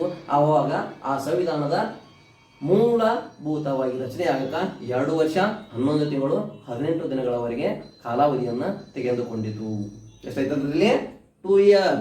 ನೆಕ್ಸ್ಟ್ 2 ವರ್ಷ 11 ತಿಂಗಳು. Next 18 days. 2 ವರ್ಷ 11 ತಿಂಗಳು 18 ದಿನಗಳಲ್ಲಿ ನಮ್ಮ ಭಾರತದ ಸಂವಿಧಾನ ರಚನೆ ಆಯಿತು. ಓಕೆ, ಸಂವಿಧಾನ ಏನೋ ರಚನೆ ಆಯಿತು. ಆ ಸಂವಿಧಾನ ರಚನೆ ಆಗಿದ್ದನ್ನ ನೆಕ್ಸ್ಟ್ 1948 ನವೆಂಬರ್ 4ರಲ್ಲಿ ಸಂವಿಧಾನ ರಚನಾ ಸಮಿತಿಯಲ್ಲಿ ಅದನ್ನ ಚರ್ಚೆಗೆ ಒಳಪಡಿಸಲಾಯಿತು. ಓಕೆ, ಸಂವಿಧಾನ ಏನೋ ಅಷ್ಟು ಡ್ಯೂರೇಷನ್ ಅಲ್ಲಿ ರಚನೆ ಆಯಿತು. ಈ ರಚನೆ ಆದಂತ ಸಂವಿಧಾನವನ್ನ 1948ರಲ್ಲಿ ಎಲ್ಲಿ ಪ್ರಸ್ತುತಪಡಿಸ್ತಾರಂದ್ರೆ ಅದನ್ನ ಎಲ್ಲಿ ಪ್ರಸ್ತುತಪಡಿಸ್ತಾರಂತಾರೆ, ಚರ್ಚೆ ಒಳಪಡಿಸ್ತಾರೆ ಅದನ್ನ 1948ರಲ್ಲಿ ನಮ್ಮ ಭಾರತ ಸಂವಿಧಾನವನ್ನ ನವೆಂಬರ್ 4ರಂದು ಅದನ್ನ ಚರ್ಚೆಗೆ ಒಳಪಡಿಸ್ತಾರ. ಈ ಚರ್ಚೆಗೆ ಒಳಪಡಿಸಿದಾಗ ಅಲ್ಲಿ ಏನೇನು ತೆಗಿಬೇಕು, ಏನೇನು ಇರಬೇಕು, ಯಾವ ಕರೆಕ್ಟ್ ಆದಂಥ ಅಂಶಗಳಿದಾವು, ಯಾವ ಸರಿಯಾದ ಅಂಶಗಳಿಲ್ಲ ಎಂಬುದು ಪ್ರಮುಖ ಚರ್ಚೆಗೊಂಡು ನೆಕ್ಸ್ಟ್ 1949 ನವೆಂಬರ್ 26ರಂದು ನಮ್ಮ ಸಂವಿಧಾನದ ಕರಡು ರಚನೆ ಆಯಿತು. ಏನಂತ ಸಂವಿಧಾನ ರಚನೆ ಆಯಿತು. ಈ ರಚನೆಯಾದಂಥ ಸಂವಿಧಾನ ಅಂದ್ರ ಬಿಲ್ಡಿಂಗ್ ರೆಡಿ ಆಯಿತು ಅಂತ ಹೇಳಕತ್ತಾರ ಅವ್ರಿಗೆ. The construction activity has to be completed. ಅಂದ್ರೆ ಸಂವಿಧಾನ ರಚನೆ ಆಯಿತು. ನೆಕ್ಸ್ಟ್ ಓಪನಿಂಗ್ ಮಾಡಿ ಮನೆಗೆ ಹೋಗುದು ಅಷ್ಟೇ ಉಳಿದೈತಿ. ಅಂದ್ರೆ ಕಟ್ಟಡ ಮುಗಿದೈತಿ. ಆ ಕಟ್ಟಡಕ್ಕೆ ನೆಕ್ಸ್ಟ್ ಓಪನಿಂಗ್ ಅಂತ ಏನ್ ಮಾಡ್ತೀವಲ್ಲ ನಾವು, ಹಂಗೆ ಓಪನಿಂಗ್ ಮಾಡಿ ಅದನ್ನ ನಾವು ಮನೆಗೆ ಹೋಗೋದು ಉಳಿದೈತಿ. ಆ ಪ್ರಕ್ರಿಯೆ ಮಾತ್ರ ಉಳಿಯಿತು. ಇವಾಗ ಭಾರತ ಸಂವಿಧಾನ ರಚನೆ ಆಯಿತು. ಆ ಭಾರತದ ಸಂವಿಧಾನವನ್ನ ಈ ದಿನ ರಚನೆ ಆಗಿಂದ ನೆಕ್ಸ್ಟ್ ಅದನ್ನ ಅದೇ 1950 ಯಾವಾಗ ನೆಕ್ಸ್ಟ್ 1950 ಜನವರಿ 26ರಂದು ಏನ್ ಮಾಡಿದ್ರು, ಸಾರ್ವಕಾಲಿಕವಾಗಿ ಅದನ್ನ ಜಾರಿಗೆ ತಂದ್ರು. ಅದರ ಚರ್ಚೆ ಮಾಡಿದ್ರು. ನೆಕ್ಸ್ಟ್ ಅದನ್ನ ನೆಕ್ಸ್ಟ್ 1950 ಜನವರಿ 26ರಂದು ಜಾರಿಗೆ ತಂದ್ರು. ಈ ಜಾರಿಗೆ ತಂದ್ರು ಅದನ್ನ 1949 ನವೆಂಬರ್ 26ರಂದು ರಚನೆ ಮಾಡಿದ್ರು. ಅದನ್ನ ಅವಾಗೇ ಜಾರಿಗೆ ತರಬಹುದಾಗಿತ್ತಲ್ರಿ. ನೆಕ್ಸ್ಟ್ ಯಾವಾಗ ಜಾರಿಗೆ ತಂದ್ರಿ, 1950 ಜನವರಿ 26ರಂದು ಜಾರಿಗೆ ತಂದರು. ಈ ಜನವರಿ 26ರಂದು ಜಾರಿಗೆ ತಂದಂತ ಸಂವಿಧಾನ ಭಾರತದಾದ್ಯಂತ ಭಾರತೀಯರಿಗೆ ಏನ್ರಿ ಹಕ್ಕುಗಳನ್ನ ಒದಗಿಸಿಕೊಟ್ಟಂತ ಪ್ರಮುಖ ದಿನ ಅಂತ ಹೇಳಕತ್ತಾರ. ಹಾಗಾಗಿ ಈ ಪ್ರಮುಖ ಜನವರಿ 26 ದಿನ ಏನೈತಲ್ಲ ಅದನ್ನ ಇವತ್ತಿಗೂ ಕೂಡ ಗಣರಾಜ್ಯ ದಿನಾಚರಣೆ. ಬಟ್ ಇದು ಭಾರತ ಸಂವಿಧಾನ ಜಾರಿಗೆ ಬಂದ ದಿನ ರೀ, ಅದನ್ನೇ ಗಣರಾಜ್ಯ ಅಂತ ಕರಿಬಹುದು. ಓಕೆ, ಆದ್ರೂ ಕರಿಬಹುದು. ಓಕೆ, ಸಂವಿಧಾನ ಜಾರಿ ಬಂದ ದಿನ ಅದನ್ನ ಗಣರಾಜ್ಯ ಅಂತ ಕರೆದ್ರ ಇವಾಗ 1950 ಜನವರಿ 26 ಭಾರತ ಸಂವಿಧಾನ ಜಾರಿಗೆ ಬಂದ ದಿನ ಅದನ್ನ ಗಣರಾಜ್ಯ ಅಂತ ಕರೆಯಕತ್ತಿರಲ್ರಿ. Is it right? Is it right? We call it as the republic day. ಅದು ಕೂಡ ಹೌದು. ಅದನ್ನ ನಾನು ಹೇಳಲ್ಲ, ಅದನ್ನ ಇನ್ನೂ ಕೂಡ ಹೇಳಿದ್ರ ಜಾಸ್ತಿ ಐತಿ. ಆ ಎಲ್ಲ ಅಂಶಗಳನ್ನ ಹೇಳಕ ಇದು ಸಮಯ ಕೂಡ ಅಲ್ಲ. ಅದನ್ನ ಹೇಳಿದ್ರ ನೆಕ್ಸ್ಟ್ ನಾನೇ ಸಂವಿಧಾನದ ವ್ಯಂಗ್ಯಾರ್ಥಕಾರ ಹಾಕಿ ಹೆಂಗಾತಕ್ಕಂತ ಆಗಲ್ಲ. ಯಾಕ ಭಾರತ ಸಂವಿಧಾನದಲ್ಲಿ 14ರಿಂದ 18ರಲ್ಲಿ ಸ್ವಾತಂತ್ರ್ಯ ಕೊಟ್ಟರು, ಅಭಿವ್ಯಕ್ತಿ ಸ್ವಾತಂತ್ರ್ಯ ಐತ್ರಿ. ನಾನು ಸಂವಿಧಾನದ ಕುರಿತು ತಪ್ಪದವು ಸುದ್ದಿಲ್ಲ ಹೇಳ್ಬೋದು, ಬಟ್ ಆ ಪ್ರಕ್ರಿಯೆ ಆ ಅವಶ್ಯಕತೆ ಬೇಡ. ಈಗ ಎಷ್ಟು ಸಾಕು. 1950 ಎಷ್ಟ್ರಿ ಜನವರಿ 26ರಂದು ನಮ್ಮ ಭಾರತ ಸಂವಿಧಾನ ಅಧಿಕೃತವಾಗಿ ಜಾರಿಗೆ ಬಂದ ದಿನ. ಆ ಜಾರಿಗೆ ಬಂದ ದಿನವನ್ನ ನಾವು ಸಂವಿಧಾನದ ಆಚರಣೆ ಮಾಡಬಹುದಾಗಿತ್ತು, ಆದ್ರೆ ನಾವು ಗಣರಾಜ್ಯ ದಿನಾಚರಣೆ ಅಂತ ಆಚರಣೆ ಮಾಡಕತ್ತೀವಿ. ಆ ನಮ್ಮ ಭಾರತ ಸಂವಿಧಾನ ಜಾರಿಗೆ ಬಂದಾಗ ಮೂಲತಃವಾಗಿ ಎಷ್ಟಿದ್ದು ರೀ, 395 ವಿಧಿಗಳಿದ್ದು. ನೆಕ್ಸ್ಟ್ ಅನುಸೂಚಿಗಳು 8 ಅನುಸೂಚಿಗಳಿದ್ದವು. ನೆಕ್ಸ್ಟ್ ಎಷ್ಟು ಭಾಗಗಳಿದ್ದು, 22 ಭಾಗಗಳಿದ್ದವು. ಆದರೆ ಪ್ರಸ್ತುತ ಸಂವಿಧಾನದಲ್ಲಿ 470 ಏನು ವಿಧಿಗಳದವು, 25 ಭಾಗಗಳದವು, 12 ಅನುಸೂಚಿಗಳದವು. ಅಂದ್ರೆ ನಮ್ಮ ಭಾರತ ಸಂವಿಧಾನ ಇನ್ನೂ ಏನಾಗುತ್ತೆ ಅಂತ ಹೇಳಕತ್ತಾರೆ, ಇಟ್ ಬಿಕಮ್ಸ್ ವೈಡನ್. ಭಾರತದ ಸಂವಿಧಾನ ವಿಶ್ವದಲ್ಲಿ ದೊಡ್ಡ ಸಂವಿಧಾನ ಅಂತ ಕರ್ಸೋತೈತಿ. ಈ ದೊಡ್ಡ ಸಂವಿಧಾನ ಅಂತ ಕರ್ಸೋಳಕತೈತಿ ಅಂತಂದ್ರೆ ಇಟ್ ಬಿಕಮ್ಸ್ ವೈಡನ್. ಸಂವಿಧಾನದ ವಿಸ್ತರಣೆ ಆಗ್ತಾ ಹೋಗತೈತಿ ಅಂತ ಹೇಳ್ಬೋದು. ಈ ಸಂವಿಧಾನದ ವಿಸ್ತರಣೆಗೆ ಪ್ರಮುಖ ಕಾರಣ ಚೇಂಜ್ ಈಸ್ ಯೂನಿವರ್ಸಲ್ ಟ್ರೂತ್, ಬದಲಾವಣೆಯೇ ಜಗದ ನಿಯಮ. ಈ ಬದಲಾವಣೆಗೆ ತಕ್ಕಂತೆ ಬದಲಾದಂತೆ ಸಂವಿಧಾನದ ಅವಶ್ಯಕತೆ ಐತಿ. ಓಕೆ, ಅವಶ್ಯಕತೆ ಐತಿ ಅಂತಂದ್ರೆ ನಮ್ಮ ಭಾರತ ಸಂವಿಧಾನವನ್ನ ನಮ್ಮ ಅನುಕೂಲಕ್ಕೆ ತಕ್ಕಂಗ ನಾವು ತಿದ್ದುಪಡಿ ಮಾಡ್ತೀವಿ? ಇಲ್ಲ. It is a format is there. Okay, ಸಂವಿಧಾನ ಬದಲಾವಣೆ ತಕ್ಕಂತೆ ಬದಲಾವಣೆ ಮಾಡಬೇಕು. ಆ ಸಂವಿಧಾನದ ಮೂಲ ರಚನೆಗೆ ಧಕ್ಕೆ ಆಗದ ರೀತಿಯಾಗಿ ನಮ್ಮ ಸಂವಿಧಾನವನ್ನ ನಾವು ತಿದ್ದುಪಡಿ ಮಾಡುವ ಮುಖಾಂತರ, ಹಾಗಾಗಿ ಪ್ರಥಮವಾಗಿ 1951ರಲ್ಲಿ ತಿದ್ದುಪಡಿ ಮುಖಾಂತರ ಪ್ರಾರಂಭವಾದದ್ದು. ನೆಕ್ಸ್ಟ್ ಒಂದನೇ ತಿದ್ದುಪಡಿ 1951ರಲ್ಲಿ ಪ್ರಾರಂಭವಾಗಿ ನೆಕ್ಸ್ಟ್ ಇವತ್ತಿಗೆ 106ನೇ ತಿದ್ದುಪಡಿ ಒಳಪಟ್ಟಿದೆ. ಇವತ್ತಿಗೆ ಅಷ್ಟರಲ್ಲಿ 106ನೇ ತಿದ್ದುಪಡಿ ಆಗೈತ್ರಿ. 2023 ಇರ್ಬೋದು. 106ನೇ ತಿದ್ದುಪಡಿ ಏನಾಗೈತ್ರಿ? ಈ 106ನೇ ತಿದ್ದುಪಡಿ ಯಾವುದಕ್ಕೆ ಸಂಬಂಧಿಸಿದೆ? 1/3 seat reservation for the womens. It may be Lok Sabha or it may be state assemblies. ಭಾರತದ ಸಂವಿಧಾನಾತ್ಮಕವಾಗಿ ಲೋಕಸಭೆಯಲ್ಲಿ ಆಗಿರ್ಬೋದು ಅಥವಾ ರಾಜ್ಯ ವಿಧಾನಸಭೆಯಲ್ಲಾಗಿರ್ಬೋದು ಮಹಿಳೆಯರಿಗೆ 3ನೇ ಒಂದು ಸ್ಥಾನ ಅವ್ರಿಗೆ ಏನ್ ಕೊಡ್ಬೇಕಂದ್ರೆ ರಿಸರ್ವೇಶನ್ ಇರಬೇಕು. ಅಂದ್ರ ಆ ಮೀಸಲಾತಿ ಕ್ಷೇತ್ರಗಳು ಅಂತಿರ್ಬೇಕು. ಅಂದ್ರು ಅವ್ರಿಗೆ ಅಂತ ಹೇಳಕತ್ತಾರ ಅವರು. ಅಂದ್ರ ಆ ಕ್ಷೇತ್ರಕ್ಕೆ ಆ 3ನೇ ಒಂದರಷ್ಟು ಜನ ಅವ್ರು ಇರಲೇಬೇಕು. ಆ ಸಭೆಯಲ್ಲಿ ಆ 3ನೇ ಒಂದರಷ್ಟು ಜನರನ್ನ ಅವ್ರಿಗೆ ನೆನೆಸುವ ಮುಖಾಂತರ ಅವ್ರನ್ನ ಆಯ್ಕೆ ಮಾಡಿ ತರಬೇಕು ಅಂತಂದು ಈ ಏನ್ ಮಾಡಿದ್ರು? ತಿದ್ದುಪಡಿ ಮುಖಾಂತರ 106ನೇ ತಿದ್ದುಪಡಿ ಮುಖಾಂತರ ನಮ್ಮ ಸಂವಿಧಾನಕ್ಕೆ ಸೇರ್ಪಡೆ ಮಾಡಿದ್ರು. ಅಂದ್ರ ನಮ್ಮ ಸಂವಿಧಾನದಲ್ಲಿ 1ರಿಂದ ಇವತ್ತಿಗೆ 106 ತಿದ್ದುಪಡಿ ಆಗ್ಯವು. ಅಂದ್ರ ಕೇವಲ 76 ವರ್ಷದಲ್ಲಿ 106 ತಿದ್ದುಪಡಿ ಆಗ್ಯವು ಅಂತಂದ್ರ ನಮ್ಮ ಭಾರತ ಸಂವಿಧಾನದ ವಿಸ್ತರಣೆ ಯಾವ ರೀತಿ ಐತಿ, ಇಟ್ ಮೀನ್ಸ್ ಯಾವ ರೀತಿ ಬದಲಾವಣೆ ಐತಿ ಅನ್ನೋದನ್ನ ತಿಳ್ಕೊಳ್ಬೇಕು. ಅಂದ್ರ it means it has to be majorly ಏನ್ ತಿಳಿದಿದ್ದರಿಂದ ಬದಲಾವಣೆ ಮಾಡಿ ನಮ್ಮ ಸಂವಿಧಾನಕ್ಕೆ ಅಳವಡಿಕೆ ಮಾಡಕತ್ತೀವಿ ಅಂತಂದ್ರ ನಾವು ಬದಲಾದಂತೆ ಸಂವಿಧಾನದಲ್ಲಿಯೂ ಕೂಡ ಮೂಲ ಪ್ರಸ್ತಾವನೆಗೆ ಧಕ್ಕದೇ ಆಗದಾಗೆ ನಾವು ಬದಲಾವಣೆ ಮಾಡಲು ಸಾಧ್ಯ ಐತಿ ಅನ್ನೋದನ್ನ ಈ ಅಂಶಗಳು ಕಲ್ಪಿಸಿಕೊಡ್ತಾವೆ. ಓಕೆ, ಅದೇನೇ ಇರಲಿ ಅತ್ಯುತ್ಕೃಷ್ಟವಾಗಿ ನಮ್ಮ ಭಾರತದ ಸಂವಿಧಾನವನ್ನು 1950 ಎಷ್ಟೇ ಜನವರಿ 26ರಂದು ಜಾರಿಗೆ ಬಂತು. ಈ ಜಾರಿಗೆ ಬಂದ ದಿನವನ್ನ ಏನಂತ ಆಚರಣೆ ಮಾಡ್ತೀವಿ? ಗಣರಾಜ್ಯೋತ್ಸವ ದಿನಾಚರಣೆ. ಈ ಗಣರಾಜ್ಯೋತ್ಸವ ಅಂತ ದಿನಾಚರಣೆ ಮಾಡಿದೀವಿ. ಈ ಪ್ರಯುಕ್ತವಾಗಿಯೇ ಈ ಪ್ರಸ್ತುತವೂ ಕೂಡ ನಾವು ಇದನ್ನ ಪ್ರತಿ ಜನವರಿ 26ರಂದ ಸಂವಿಧಾನದ ದಿನಾಚರಣೆ ಅಂತ ಆಚರಣೆ ಮಾಡ್ತಾ ಇದ್ದೀವಿ. ಓಕೆ, ಅದೇನೇ ಇರಲಿ ಅಂದ್ರೆ ಈ ನಾವು ಭಾರತದ ದೇಶದಲ್ಲಿ ಈ ಸಂವಿಧಾನ ದಿನಾಚರಣೆ ಆಚರಣೆ ಮಾಡ್ತಿದ್ದೀವಿ ಅಂದ್ರೆ ಭಾರತ ಸ್ವತಂತ್ರ ಪೂರ್ವಕ್ಕೂ ಭಾರತದಲ್ಲಿ ಸಂವಿಧಾನ ಅಥವಾ ಕಾನೂನು ಕಟ್ಟಳೆಗಳು ಇರಲಿಲ್ಲವೋ? ಅಂದ್ರೆ ಈಗ ಓಕೆ, ಈ ಸಂವಿಧಾನ ಈ ಕಾನೂನು ಕಟ್ಟಳೆಗಳು ಭಾರತ ಸ್ವತಂತ್ರ ಪೂರ್ವದಲ್ಲಿ ಇದ್ದಿದ್ದಿಲ್ಲ. ಈ ಕಾನೂನು ಕಟ್ಟಳೆಗಳು ಸ್ವತಂತ್ರ ನಂತರನೇ ಅದಾವು ಅಂತ ಅನ್ಕೋಬೋದಲ್ಲ? ಅಂದ್ರೆ ಇದ್ದಿದ್ದಿಲ್ಲ ಅಂದ್ರೆ ಅವು ಕೂಡ ಕಾನೂನು ಕಟ್ಟಳೆಗಳು ಇದ್ದು, ಅವು ಕೂಡ ಏನಿದ್ದಲ್ಲಿ ಕಾನೂನು ಕಟ್ಟಳೆಗಳು ಇದ್ದು. ಆ ಕಾನೂನು ಕಟ್ಟಳೆಗಳು ಯಾವ ರೀತಿ ಇದ್ದು ಅಂತ ಹೇಳ್ಬೋದು. ಅವಾಗ ಹಂಗಲ್ಲ, ಅವು ಕೂಡ ಇದ್ದು. ಅವು ಕೆಲವಷ್ಟು ಮಿತಿಯ ಪ್ರಮಾಣದಲ್ಲಿದ್ದು, ಕೆಲವಷ್ಟು ಲಿಮಿಟ್ ಇತ್ತು ಅಂತ ಹೇಳಕತ್ತಾರ. ಅದಕ್ಕೆ ಆ ಕಾನೂನು ಕಟ್ಟಳೆಗಳು ಎಲ್ಲಿ ಕೆಲವಷ್ಟು ಪರಂಪರೆಗಳು ಹೇಳಿದ್ದೇ ಕಾನೂನುಗಳು, ಕೆಲವಷ್ಟು ರಾಜಮನೆತನಗಳು ಹೇಳಿದ್ದೇ ಕಾನೂನು, ಕೆಲವಷ್ಟು ಧರ್ಮಗಳು ಹೇಳಿದ್ದೇ ಕಾನೂನುಗಳು. ಆ ರೀತಿಯಾಗಿ ಕಾನೂನುಗಳು ಆವಾಗ ಇದ್ದು. ರಾಜ ಮಹಾರಾಜರಾಗಿರ್ಬೋದು ಅಥವಾ ಬಲಿಷ್ಠರಾದಂತಹ ವ್ಯಕ್ತಿಗಳು ಹೇಳಿದಂತಹ ಕಾನೂನು ಕಟ್ಟಳೆಗಳು ಆ ಕಾನೂನುಗಳೇ ಮಾತ್ರ ಇದ್ದವು. ಆ ಎಲ್ಲಾ ಕಾನೂನುಗಳನ್ನು ಬದಿಗೊತ್ತಿ ನಮ್ಮ ಭಾರತ ಸಂವಿಧಾನ ಸ್ವತಂತ್ರಗೊಂಡ ನಂತರ ನೆಕ್ಸ್ಟ್ 1950 ಜನವರಿ 26ರಂದು ಈ ನಮ್ಮ ಸಾರ್ವಕಾಲಿಕವಾಗಿ ಸಾರ್ವಜನಿಕರ ಸ್ವೀಕಾರಾರ್ಹವಾಗುವ ರೀತಿಯಾಗಿ ಸಂವಿಧಾನವನ್ನು ರಚನೆ ಮಾಡಿಕೊಂಡು ಜಾರಿಗೆ ಬಂದ ದಿನ. ಹಾಗಾಗಿ ಜನವರಿ 26ರನ್ನ ಏನಂತ ಆಚರಣೆ ಮಾಡ್ತೀವ್ರಿ? ಗಣರಾಜ್ಯೋತ್ಸವ ದಿನಾಚರಣೆ. ಈ ಪ್ರಮುಖ ಚಟುವಟಿಕೆ ಈ ದಿನದ ಪ್ರಮುಖ ಅಂಶ. ಓಕೆ, ಸಂವಿಧಾನ ರಚನೆ ಮಾಡಾಕ ಎಷ್ಟು ಹಲವು ಅಡೆತಡೆಗಳಿದ್ದು, ಎಷ್ಟು ಹಲವು ತೊಂದರೆಗಳಿದ್ದು, ಇವೆಲ್ಲ ಅಂಶಗಳು ಇದರಿಂದ ತಿಳಿದು ಬರ್ತೈತಿ. ನೆಕ್ಸ್ಟ್ ಅದು ಅಷ್ಟೇ ಅಲ್ಲದೆ ನಮ್ಮ ಭಾರತ ಸಂವಿಧಾನವನ್ನ ಎರವಲು ಸಂವಿಧಾನ ಅಂತ ಕರೀತಾರೆ. ಯಾಕೆ ಎರವಲು ಸಂವಿಧಾನ ಅಂತ ಕರೀತಾರೆ? Why you call it as the borrowed constitution. ಇವೊಂದು our Indian constitution is a biggest constitution in this world. ನಮ್ಮ ಭಾರತ ಸಂವಿಧಾನ ಜಗತ್ತಿನಲ್ಲಿ ದೊಡ್ಡ ಸಂವಿಧಾನ ಆಗಿದ್ದರೂ ಕೂಡ ಅದನ್ನ ಯಾವ ರೀತಿಯಾದಂತಹ ಸಂವಿಧಾನ ಅಂತ ಕರಿತೀವಿ ನಾವು ಇಲ್ಲಿ? ಎರವಲು ಸಂವಿಧಾನ ಅಂತ ಕರೆಯಕ ಕಾರಣ ಏನು? ಭಾರತ ಸಂವಿಧಾನದಲ್ಲಿರುವಂತಹ ಕೆಲವಷ್ಟು ಅಂಶಗಳನ್ನ ವಿವಿಧ ದೇಶಗಳಿಂದ ಸಾರ್ವಕಾಲಿಕ ಸತ್ಯಗಳನ್ನು ಒಳಗೊಂಡಂತಹ ತತ್ವಗಳು ಏನದವಲ್ಲ ಆ ತತ್ವಗಳನ್ನ ಸ್ವೀಕಾರ ಮಾಡಿಕೊಂಡು ನಮ್ಮ ಭಾರತ ಸಂವಿಧಾನದಲ್ಲಿ ಅಳವಡಿಕೆ ಮಾಡಿಕೊಂಡಿವಿ. ಹಾಗಾಗಿ ಎರವಲು ಸಂವಿಧಾನ ಅಂತ ಹೇಳಿದ್ವಿ. ಓಕೆ, ಎರವಲು ಸಂವಿಧಾನ ಆದರೂ ಕೂಡ ಪೂರ್ಣ ಪ್ರಮಾಣದಲ್ಲಿ ವಿದೇಶ ನೀತಿ ತತ್ವಗಳು ಇಲ್ಲ ಅಂತ ಹೇಳ್ಬೋದು. ಓಕೆ, ಆ ಕೆಲವಷ್ಟು ಪ್ರಮಾಣದ ತತ್ವಗಳು ಯಾವ್ಯಾವ ನಾವು ಏನೇನು ಅಂಶಗಳನ್ನ ತಂದಿರಬಹುದು ಕೆಲವುಗಳನ್ನ ಮಾತ್ರ ಹೇಳ್ಬೋದು. ಈ ಭಾರತ ಈಗ ಕೇವಲ ಈಗ ನಮ್ಮ ಪಾರ್ಟ್ 2 ದಲ್ಲಿ ಏನೈತಿ, ಭಾರತದಲ್ಲಿ ನಾಗರಿಕತ್ವ ಸಿಟಿಜನ್ಶಿಪ್. ಈ ನಾಗರಿಕತ್ವವನ್ನ ಯಾವ ದೇಶದಿಂದ ಎರವಲು ತಗೊಂಡಿವಿ, ಭಾರತದಲ್ಲಿ ಏಕ ನಾಗರಿಕತ್ವ ಐತಿ ಅಂತ ಹೇಳಕತ್ತಾರ. It means in India there is a single citizenship. It means there is no state citizenship and central state citizenship. Like that, there is only single citizenship. We borrowed this activity from the which country? England. Next, ಮೂಲಭೂತ ಹಕ್ಕುಗಳು. ಮೂಲಭೂತ ಹಕ್ಕುಗಳನ್ನ ಯಾವ ದೇಶದಿಂದ ತಗೊಂಡಿವಿ? ಭಾಗ 3ರಲ್ಲಿ ಏನದವಲ್ಲ ಮೂಲಭೂತ ಹಕ್ಕುಗಳನ್ನ America ಸಂವಿಧಾನ ತಗೊಂಡಿವಿ.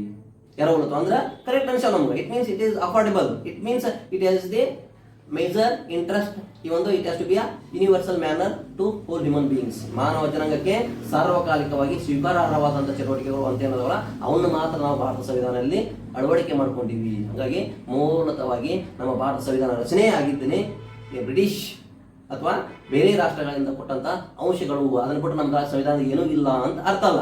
ಏನು ನೋಡಿದ್ರೆ ಮೂಲಭೂತ ಹಕ್ಕುಗಳು ನೋಡಿದ್ರಿ, ಪ್ರಮುಖವಾಗಿ ಅಮೆರಿಕದ ನೋಡಿದ್ರಿ. ನೆಕ್ಸ್ಟ್ DPSP ರಾಜ್ಯ ನೀತಿ ನಿರ್ದೇಶಕರು ಐರ್ಲೆಂಡ್ ಸಂವಿಧಾನ ತಗೊಂಡ್ರಿ. ನೆಕ್ಸ್ಟ್ ಯಾವ ತಗೋತೀರಿ ಇಲ್ಲಿ ಮೂಲಭೂತ ಕರ್ತವ್ಯಗಳು ರಷ್ಯಾದಿಂದ ತಗೋತೀರಿ.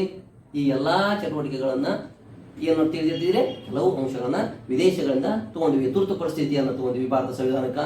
ತುರ್ತು ಪರಿಸ್ಥಿತಿಯನ್ನ ಯಾವ ದೇಶದಿಂದ ತಗೋತೀರಿ? ತುರ್ತು ಪರಿಸ್ಥಿತಿಯನ್ನ ಸೌತ್ ಆಫ್ರಿಕಾದಿಂದ ತುರ್ತು ಪರಿಸ್ಥಿತಿಯನ್ನ ತಗೊಂತೀರಿ. ನೆಕ್ಸ್ಟ್ ಫ್ರಾನ್ಸ್ ದೇಶದಿಂದ ತಗೋತೀವಿ. ಏನ್ ಫ್ರಾನ್ಸ್ನಿಂದ ಕೆಲವು ಅಂಶಗಳನ್ನ ಸ್ವಾತಂತ್ರ್ಯ, ಸಮಾನತೆ, ಭ್ರಾತೃತ್ವ, ಸಂವಿಧಾನದ ಪೂರ್ವ ಪೀಠಿಕೆಯಲ್ಲಿರುವಂತಹ 4 ಶಬ್ದಗಳೇನದವಲ್ಲ ಆಗಲೇ ಏನಿದಲ್ಲ ಆ ಅಂಶಗಳನ್ನ ಎಲ್ಲಿ ತಗೋತೀವಿ? ಫ್ರಾನ್ಸ್ ಸಂವಿಧಾನ ತಗೋತೀವಿ, ಫ್ರೆಂಚ್ ಸಂವಿಧಾನ ತಗೋತೀವಿ. ಈ ಎಲ್ಲ ಅಂಶಗಳನ್ನ ನಮ್ಗೆ ತಿಳಿದು ಬರುವುದು ಭಾರತ ಸಂವಿಧಾನದಲ್ಲಿ ಎಲ್ಲೆಲ್ಲಿ ಕರೆಕ್ಟ್ ಐತಿ ಐಡಿಯಾ. ಇಟ್ ಮೀನ್ಸ್ ಎಲ್ಲಿ ಸಾರ್ವಕಾಲಿಕ ಸತ್ಯಗಳನ್ನು ಒಳಗೊಂಡಂತ ಎಲ್ಲ ಮಾನವ ಜೀವ ಸಂಕುಲಗಳು ಸ್ವೀಕಾರಾರ್ಹಂತ ಅಂಶಗಳಿರ್ತಾವ ಅವನ್ನ ನಾವು ಕೆಲವು ಅಂಶಗಳನ್ನ ತಗೊಂಡಿವಿ ಅಂತ ಹೇಳ್ಬೋದು. ಅದು ಅಷ್ಟೇ ಅಲ್ಲದೆ 1935ರ ಕಾಯ್ದೆ, ನಮ್ಮ ಭಾರತ 1935ರ ಕಾಯ್ದೆಯಿಂದಲೂ ಕೂಡ ಕೆಲವು ಅಂಶಗಳನ್ನು ತಗೊಂಡಿವಿ. ಅಲ್ಲಿ ಏನಂತಂದ್ರೆ ಒಕ್ಕೂಟ ವ್ಯವಸ್ಥೆ, ಸಮವರ್ತಿ ಪಟ್ಟಿ, ಪ್ರಾಂತೀಯ ಚಟುವಟಿಕೆಗಳು, ರಾಜ್ಯ ಪಟ್ಟಿ ಅಂತದ್ದು ಏನು ಮಾಡಿವಲ್ಲ ಈ ಪಟ್ಟಿಗಳ ವ್ಯವಸ್ಥೆಯನ್ನ ನಮ್ಮ 1935ರ ಕಾಯ್ದೆಯಿಂದ ತಗೊಂಡಿವಿ. ಒಕ್ಕೂಟ ಪಟ್ಟಿ ಆಗಿರ್ಬೋದು, ರಾಜ್ಯ ಪಟ್ಟಿ ಆಗಿರ್ಬೋದು, ಇಲ್ಲಿ ಕೆಲವಷ್ಟು ನ್ಯಾಯ ವ್ಯವಸ್ಥೆಗಳ ಚಟುವಟಿಕೆಗಳಾಗಿರ್ಬೋದು, ಇವನ್ನ 1935ರ ಕಾಯ್ದೆಯಿಂದ ತಗೊಂಡಿವಿ. ಓಕೆ, ಅದೇನೇ ಇರಲಿ ಕೆಲವು ಅಂಶಗಳನ್ನ ನಾವು ವಿದೇಶಿ ಸಂವಿಧಾನದಿಂದ ಎರವಲು ತಗೊಂಡಿವಿ, ಸ್ವೀಕರಿಸೋಣ. ಆದ್ರೆ ನಮ್ಮ ಮೂಲ ಸಿದ್ಧಾಂತಗಳಿಗೆ ಏನದವ್ರಿ? ನಮ್ಮ ಮೂಲ ಸಿದ್ಧಾಂತಗಳು ಕರೆಕ್ಟ್ ಆಗಿ ನಮ್ಮ ಮೂಲ ಸಿದ್ಧಾಂತಗಳಿಗೆ ಬದಲಾವಣೆ ಮಾಡಿ ಅವನ್ನ ತಗೊಂಡಿಲ್ಲ. It means what as the major pillars to our Indian constitution, it is their reality in their constitution. ಆ ಸಂವಿಧಾನದಲ್ಲಿ ನಮ್ಮ ಮೂಲ ತತ್ವಗಳು ಏನಿರಬೇಕು ಅವನ್ನ ಇಟ್ಕೊಂಡ್ರೆ ಬೇರೆ ದೇಶದ ಕೆಲವಷ್ಟು ಅಂಶಗಳನ್ನ ಸ್ವೀಕಾರ ಮಾಡ್ಕೊಂಡ್ವಿ. ಈ ಅಂಶಗಳು ಎಷ್ಟು ಸತ್ಯ ಎಷ್ಟು ಮಿಥ್ಯ ಅನ್ನೋದನ್ನ ಅವ್ರು ತಿಳ್ಕೋಬೇಕು. ನಾವು ಆ ಸಂವಿಧಾನ ತಗೊಂಡಿವಿ, ಭಾರತ ಸಂವಿಧಾನ ಎರವಲು ಸಂವಿಧಾನ, ಹಾಗೆ ಹೀಗೆ ಕೆಲವು ರಾಷ್ಟ್ರಗಳು ಅದನ್ನ ತೆರೆಕಡಿಸೋಳ ಅವಶ್ಯಕತೆ ಇಲ್ಲ. ಅದೇನೇ ಇರಲಿ, ನೆಕ್ಸ್ಟ್ ನಮ್ಮ ಭಾರತ ಸಂವಿಧಾನ ಜನವರಿ 26, 1956ರಿಂದ ಪ್ರತಿ ವರ್ಷ ಗಣರಾಜ್ಯೋತ್ಸವ ದಿನಾಚರಣೆ ಆಚರಣೆ ಮಾಡ್ತೀವಿ. ಈ ಗಣರಾಜ್ಯೋತ್ಸವ ದಿನದ ಆಚರಣೆಯ ಹಿನ್ನೆಲೆ ಏನು, ಯಾಕೆ ಈ ಆಚರಣೆ ಅನ್ನೋದು ತಿಳಿತು. ಹಾಗಾಗಿ ಪ್ರತಿ ವರ್ಷ ನಮ್ಮ ಭಾರತ ದೇಶ ಏನ್ ಮಾಡ್ತಿದ್ದಾರೆ, ಪ್ರತಿ ವರ್ಷ ಬೇರೆ ಬೇರೆ ದೇಶದ ಗಣ್ಯ ವ್ಯಕ್ತಿಗಳನ್ನ ಅತಿಥಿಗಳಾಗಿ ನಮ್ಮ ಭಾರತ ದೇಶಕ್ಕೆ ಕರೆಸಿ ನಮ್ಮ ಭಾರತದಲ್ಲಿರುವಂತಹ ಯುನಿಟಿ ಇನ್ ಡೈವರ್ಸಿಟಿ, ವಿವಿಧತೆಯಲ್ಲಿ ಏಕತೆ ಏನು ಯಾವ ರೀತಿ ಇದೆ ಅನ್ನೋದನ್ನ ತೋರಿಸಿಕೊಡುವಂತ ಪ್ರಮುಖ ಚಟುವಟಿಕೆ ಕೂಡ ಆಗಿದೆ. ಹಾಗಾಗಿ 2026ರಲ್ಲಿ ಅಂದ್ರ ಈ 77ನೇ ಗಣರಾಜ್ಯೋತ್ಸವ ದಿನಾಚರಣೆಗೆ ಯಾರು ಬಂದರು, ಯಾರು ಅಧ್ಯಕ್ಷರಾಗಿ ಬಂದರು? ಆಂಟೋನಿಯೋ ಕೋಸ್ಟಾ ಅನ್ನುವರು ನಮ್ಮ 2026 77ನೇ ಗಣರಾಜ್ಯೋತ್ಸವಕ್ಕೆ ಯುರೋಪಿಯನ್ ಯೂನಿಯನ್ನಿಂದ ಬಂದಂತ ಗಣ್ಯ ವ್ಯಕ್ತಿ ಮತ್ತು ಅವರ ಜೊತೆಗೆ ಇನ್ನೊಬ್ಬ ವ್ಯಕ್ತಿ ಕೂಡ ಬಂದರು. ನಮ್ಮ ಭಾರತದಲ್ಲಿ ಇರುವಂತ ವೈವಿಧ್ಯತೆಯನ್ನ ಅವರಿಗೆ ತೋರಿಸಿಕೊಡುವಂತ ಚಟುವಟಿಕೆ. ಓಕೆ, ಅದೇನೇ ಇರಲಿ, ಕೊನೆಯದಾಗಿ ನನ್ನ ಭಾರತದ ಜನಾಂಗದ ಭಾವಿ ನಾಗರಿಕರು, ಆಲ್ರೆಡಿ ನಾಗರಿಕತ್ವವನ್ನು ಹೊಂದಿದಂಥ ವ್ಯಕ್ತಿಗಳು, ನೆಕ್ಸ್ಟ್ ಎಲ್ಲ ಸರ್ವ ಜೀವ ಸಂಕುಲಗಳಿಗೆ ತಿಳಿಸುವುದು ಪ್ರಮುಖವಾದಂಥ ಅಂಶ ಒಂದಿದೆ. ಆ ಅಂಶ ಏನು ಅಂತಂತಂದ್ರೆ ನಮ್ಮ ವಿಶ್ವಕ್ಕೆ ಮಾದರಿಯಾದಂಥ ಭಾರತ ಸಂವಿಧಾನ ಯಾವುದೇ ರೀತಿಯಾದಂಥ ತಾರತಮ್ಯ ಇಲ್ಲ. ಭಾರತದಲ್ಲಿರುವಂಥ ಸಂವಿಧಾನ ಗಿಡ ಮರ ಬಳ್ಳಿ ನದಿ ನೆಕ್ಸ್ಟ್ ಸಕಲ ಜೀವಿ ಸಂಕುಲಗಳಿಗೆ ಸಮಾನತೆಯನ್ನು ಕಲ್ಪಿಸಿಕೊಟ್ಟ ಸಂವಿಧಾನ. ಅಂದ್ರ ಯಾವುದೇ ನಿರ್ಜೀವ ವಸ್ತು ಆಗಿರ್ಬೋದು ಅಥವಾ ಜೀವ ಇರದೇ ಇರುವಂತ ವಸ್ತು ಆಗಿರ್ಬೋದು, ಜೀವ ಇರುವಂತ ವಸ್ತುಗಳಿರ್ಬೋದು, ಅವೆಲ್ಲವುಗಳಿಗೆ ಯಾವುದೇ ತಾರತಮ್ಯತೆ ಇಲ್ಲ ಎಲ್ಲಿ ನಮ್ಮ ಭಾರತದಲ್ಲಿ. ಅವೆಲ್ಲವುಗಳು ಕೂಡ ತಮ್ಮದೇ ಆದಂಥ ಸ್ವಾತಂತ್ರ್ಯವನ್ನು ಪಡೆದಂಥವಾಗಿ ಅವೆ. ಹಾಗಾಗಿ ನಮ್ಮ ಭಾರತ ದೇಶದಲ್ಲಿ ವಿವಿಧ ದೇಶಗಳಿಗಿಂತ ಅತ್ಯುಪಯುಕ್ತವಾಗಿ ಬದಲಾವಣೆ ಹೊಂದಿದಂಥ ಸಂವಿಧಾನ, ಅತ್ಯುಪಯುಕ್ತವಾಗಿ ಮಾನವ ಕುಲಕ್ಕೆ ಸ್ವೀಕರಿಸುವ ಸಂವಿಧಾನ ಅಂತ ಹೇಳ್ಬೋದು. ಈ ಎಲ್ಲ ಚಟುವಟಿಕೆಗಳಿಂದ ನಮಗೆ ತಿಳಿದು ಬರುವಂತ ಪ್ರಮುಖ ಅಂಶ ಆಯಿತು. ಓಕೆ, ಈ ನಮ್ಮ ಭಾರತ ಸಂವಿಧಾನ ರಚನೆ ಆಯಿತು. ಈ ರಚನೆಯಲ್ಲಿ ಇನ್ನೊಬ್ಬ ವ್ಯಕ್ತಿಯ ಪ್ರಮುಖ ವ್ಯಕ್ತಿ ಯಾರು? ಇನ್ನೊಬ್ಬ ವ್ಯಕ್ತಿ ಅಂದ್ರೆ ಭಾರತ ಸಂವಿಧಾನ ಶಿಲ್ಪಿ.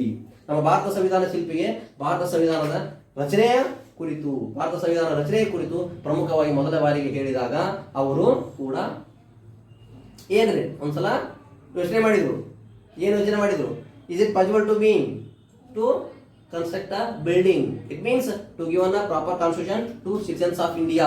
ಭಾರತೀಯರಿಗೆ ಒಂದು ಸಂವಿಧಾನ ರಚನೆ ಕೊಡೋದಕ್ಕೆ ನನ್ನಿಂದ ಸಾಧ್ಯ ಆಕೈತಾ? ಸಾಧ್ಯ ಆಕೈತು ಅಂತ ಅವರು ವಿಚಾರ ಮಾಡಿದ್ರು ಇಲ್ಲ ಗೊತ್ತಲ್ಲ. ಅದಕ್ಕಿಂತ 10 ಪಟ್ಟು ಒಂದು ಮಾತು ಕೂಡ ಒಳ್ಳೆ ರಿಟರ್ನ್ ಹೇಳದ ಈ ರೀತಿಯಾಗಿ ನಮ್ಮ ಸಂವಿಧಾನವನ್ನು ರಚಿಸಿಕೊಟ್ಟು ಭಾರತದ ಹೆಮ್ಮೆಯ ಸಂವಿಧಾನ ಶಿಲ್ಪಿ ಅಂತ ಅನಿಸಿಕೊಂಡರು ಅಂತ ಹೇಳ್ಬೋದು. ಯಾರ್ಯವರು? ಯಾರೇ ಅವ್ರಿ?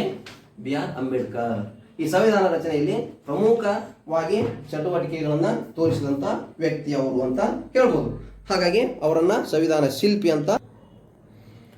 ಓಕೆ, ಅದೇನೇ ಇರಲಿ, ನಮ್ಮ ಭಾರತ ಸಂವಿಧಾನಕ್ಕೆ ಹಲವು ಬದಲಾವಣೆಗಳು ಸಂಭವಿಸಿದಾಗ ಆ ಎಲ್ಲ ಬದಲಾವಣೆ ತಕ್ಕಂತೆ ನಮ್ಮ ಭಾರತ ಸಂವಿಧಾನ ಬದಲಾವಣೆ ಮಾಡಿ ರಚನೆ ಮಾಡಿದ್ವಿ ಅಂತ ಹೇಳ್ಬೋದು.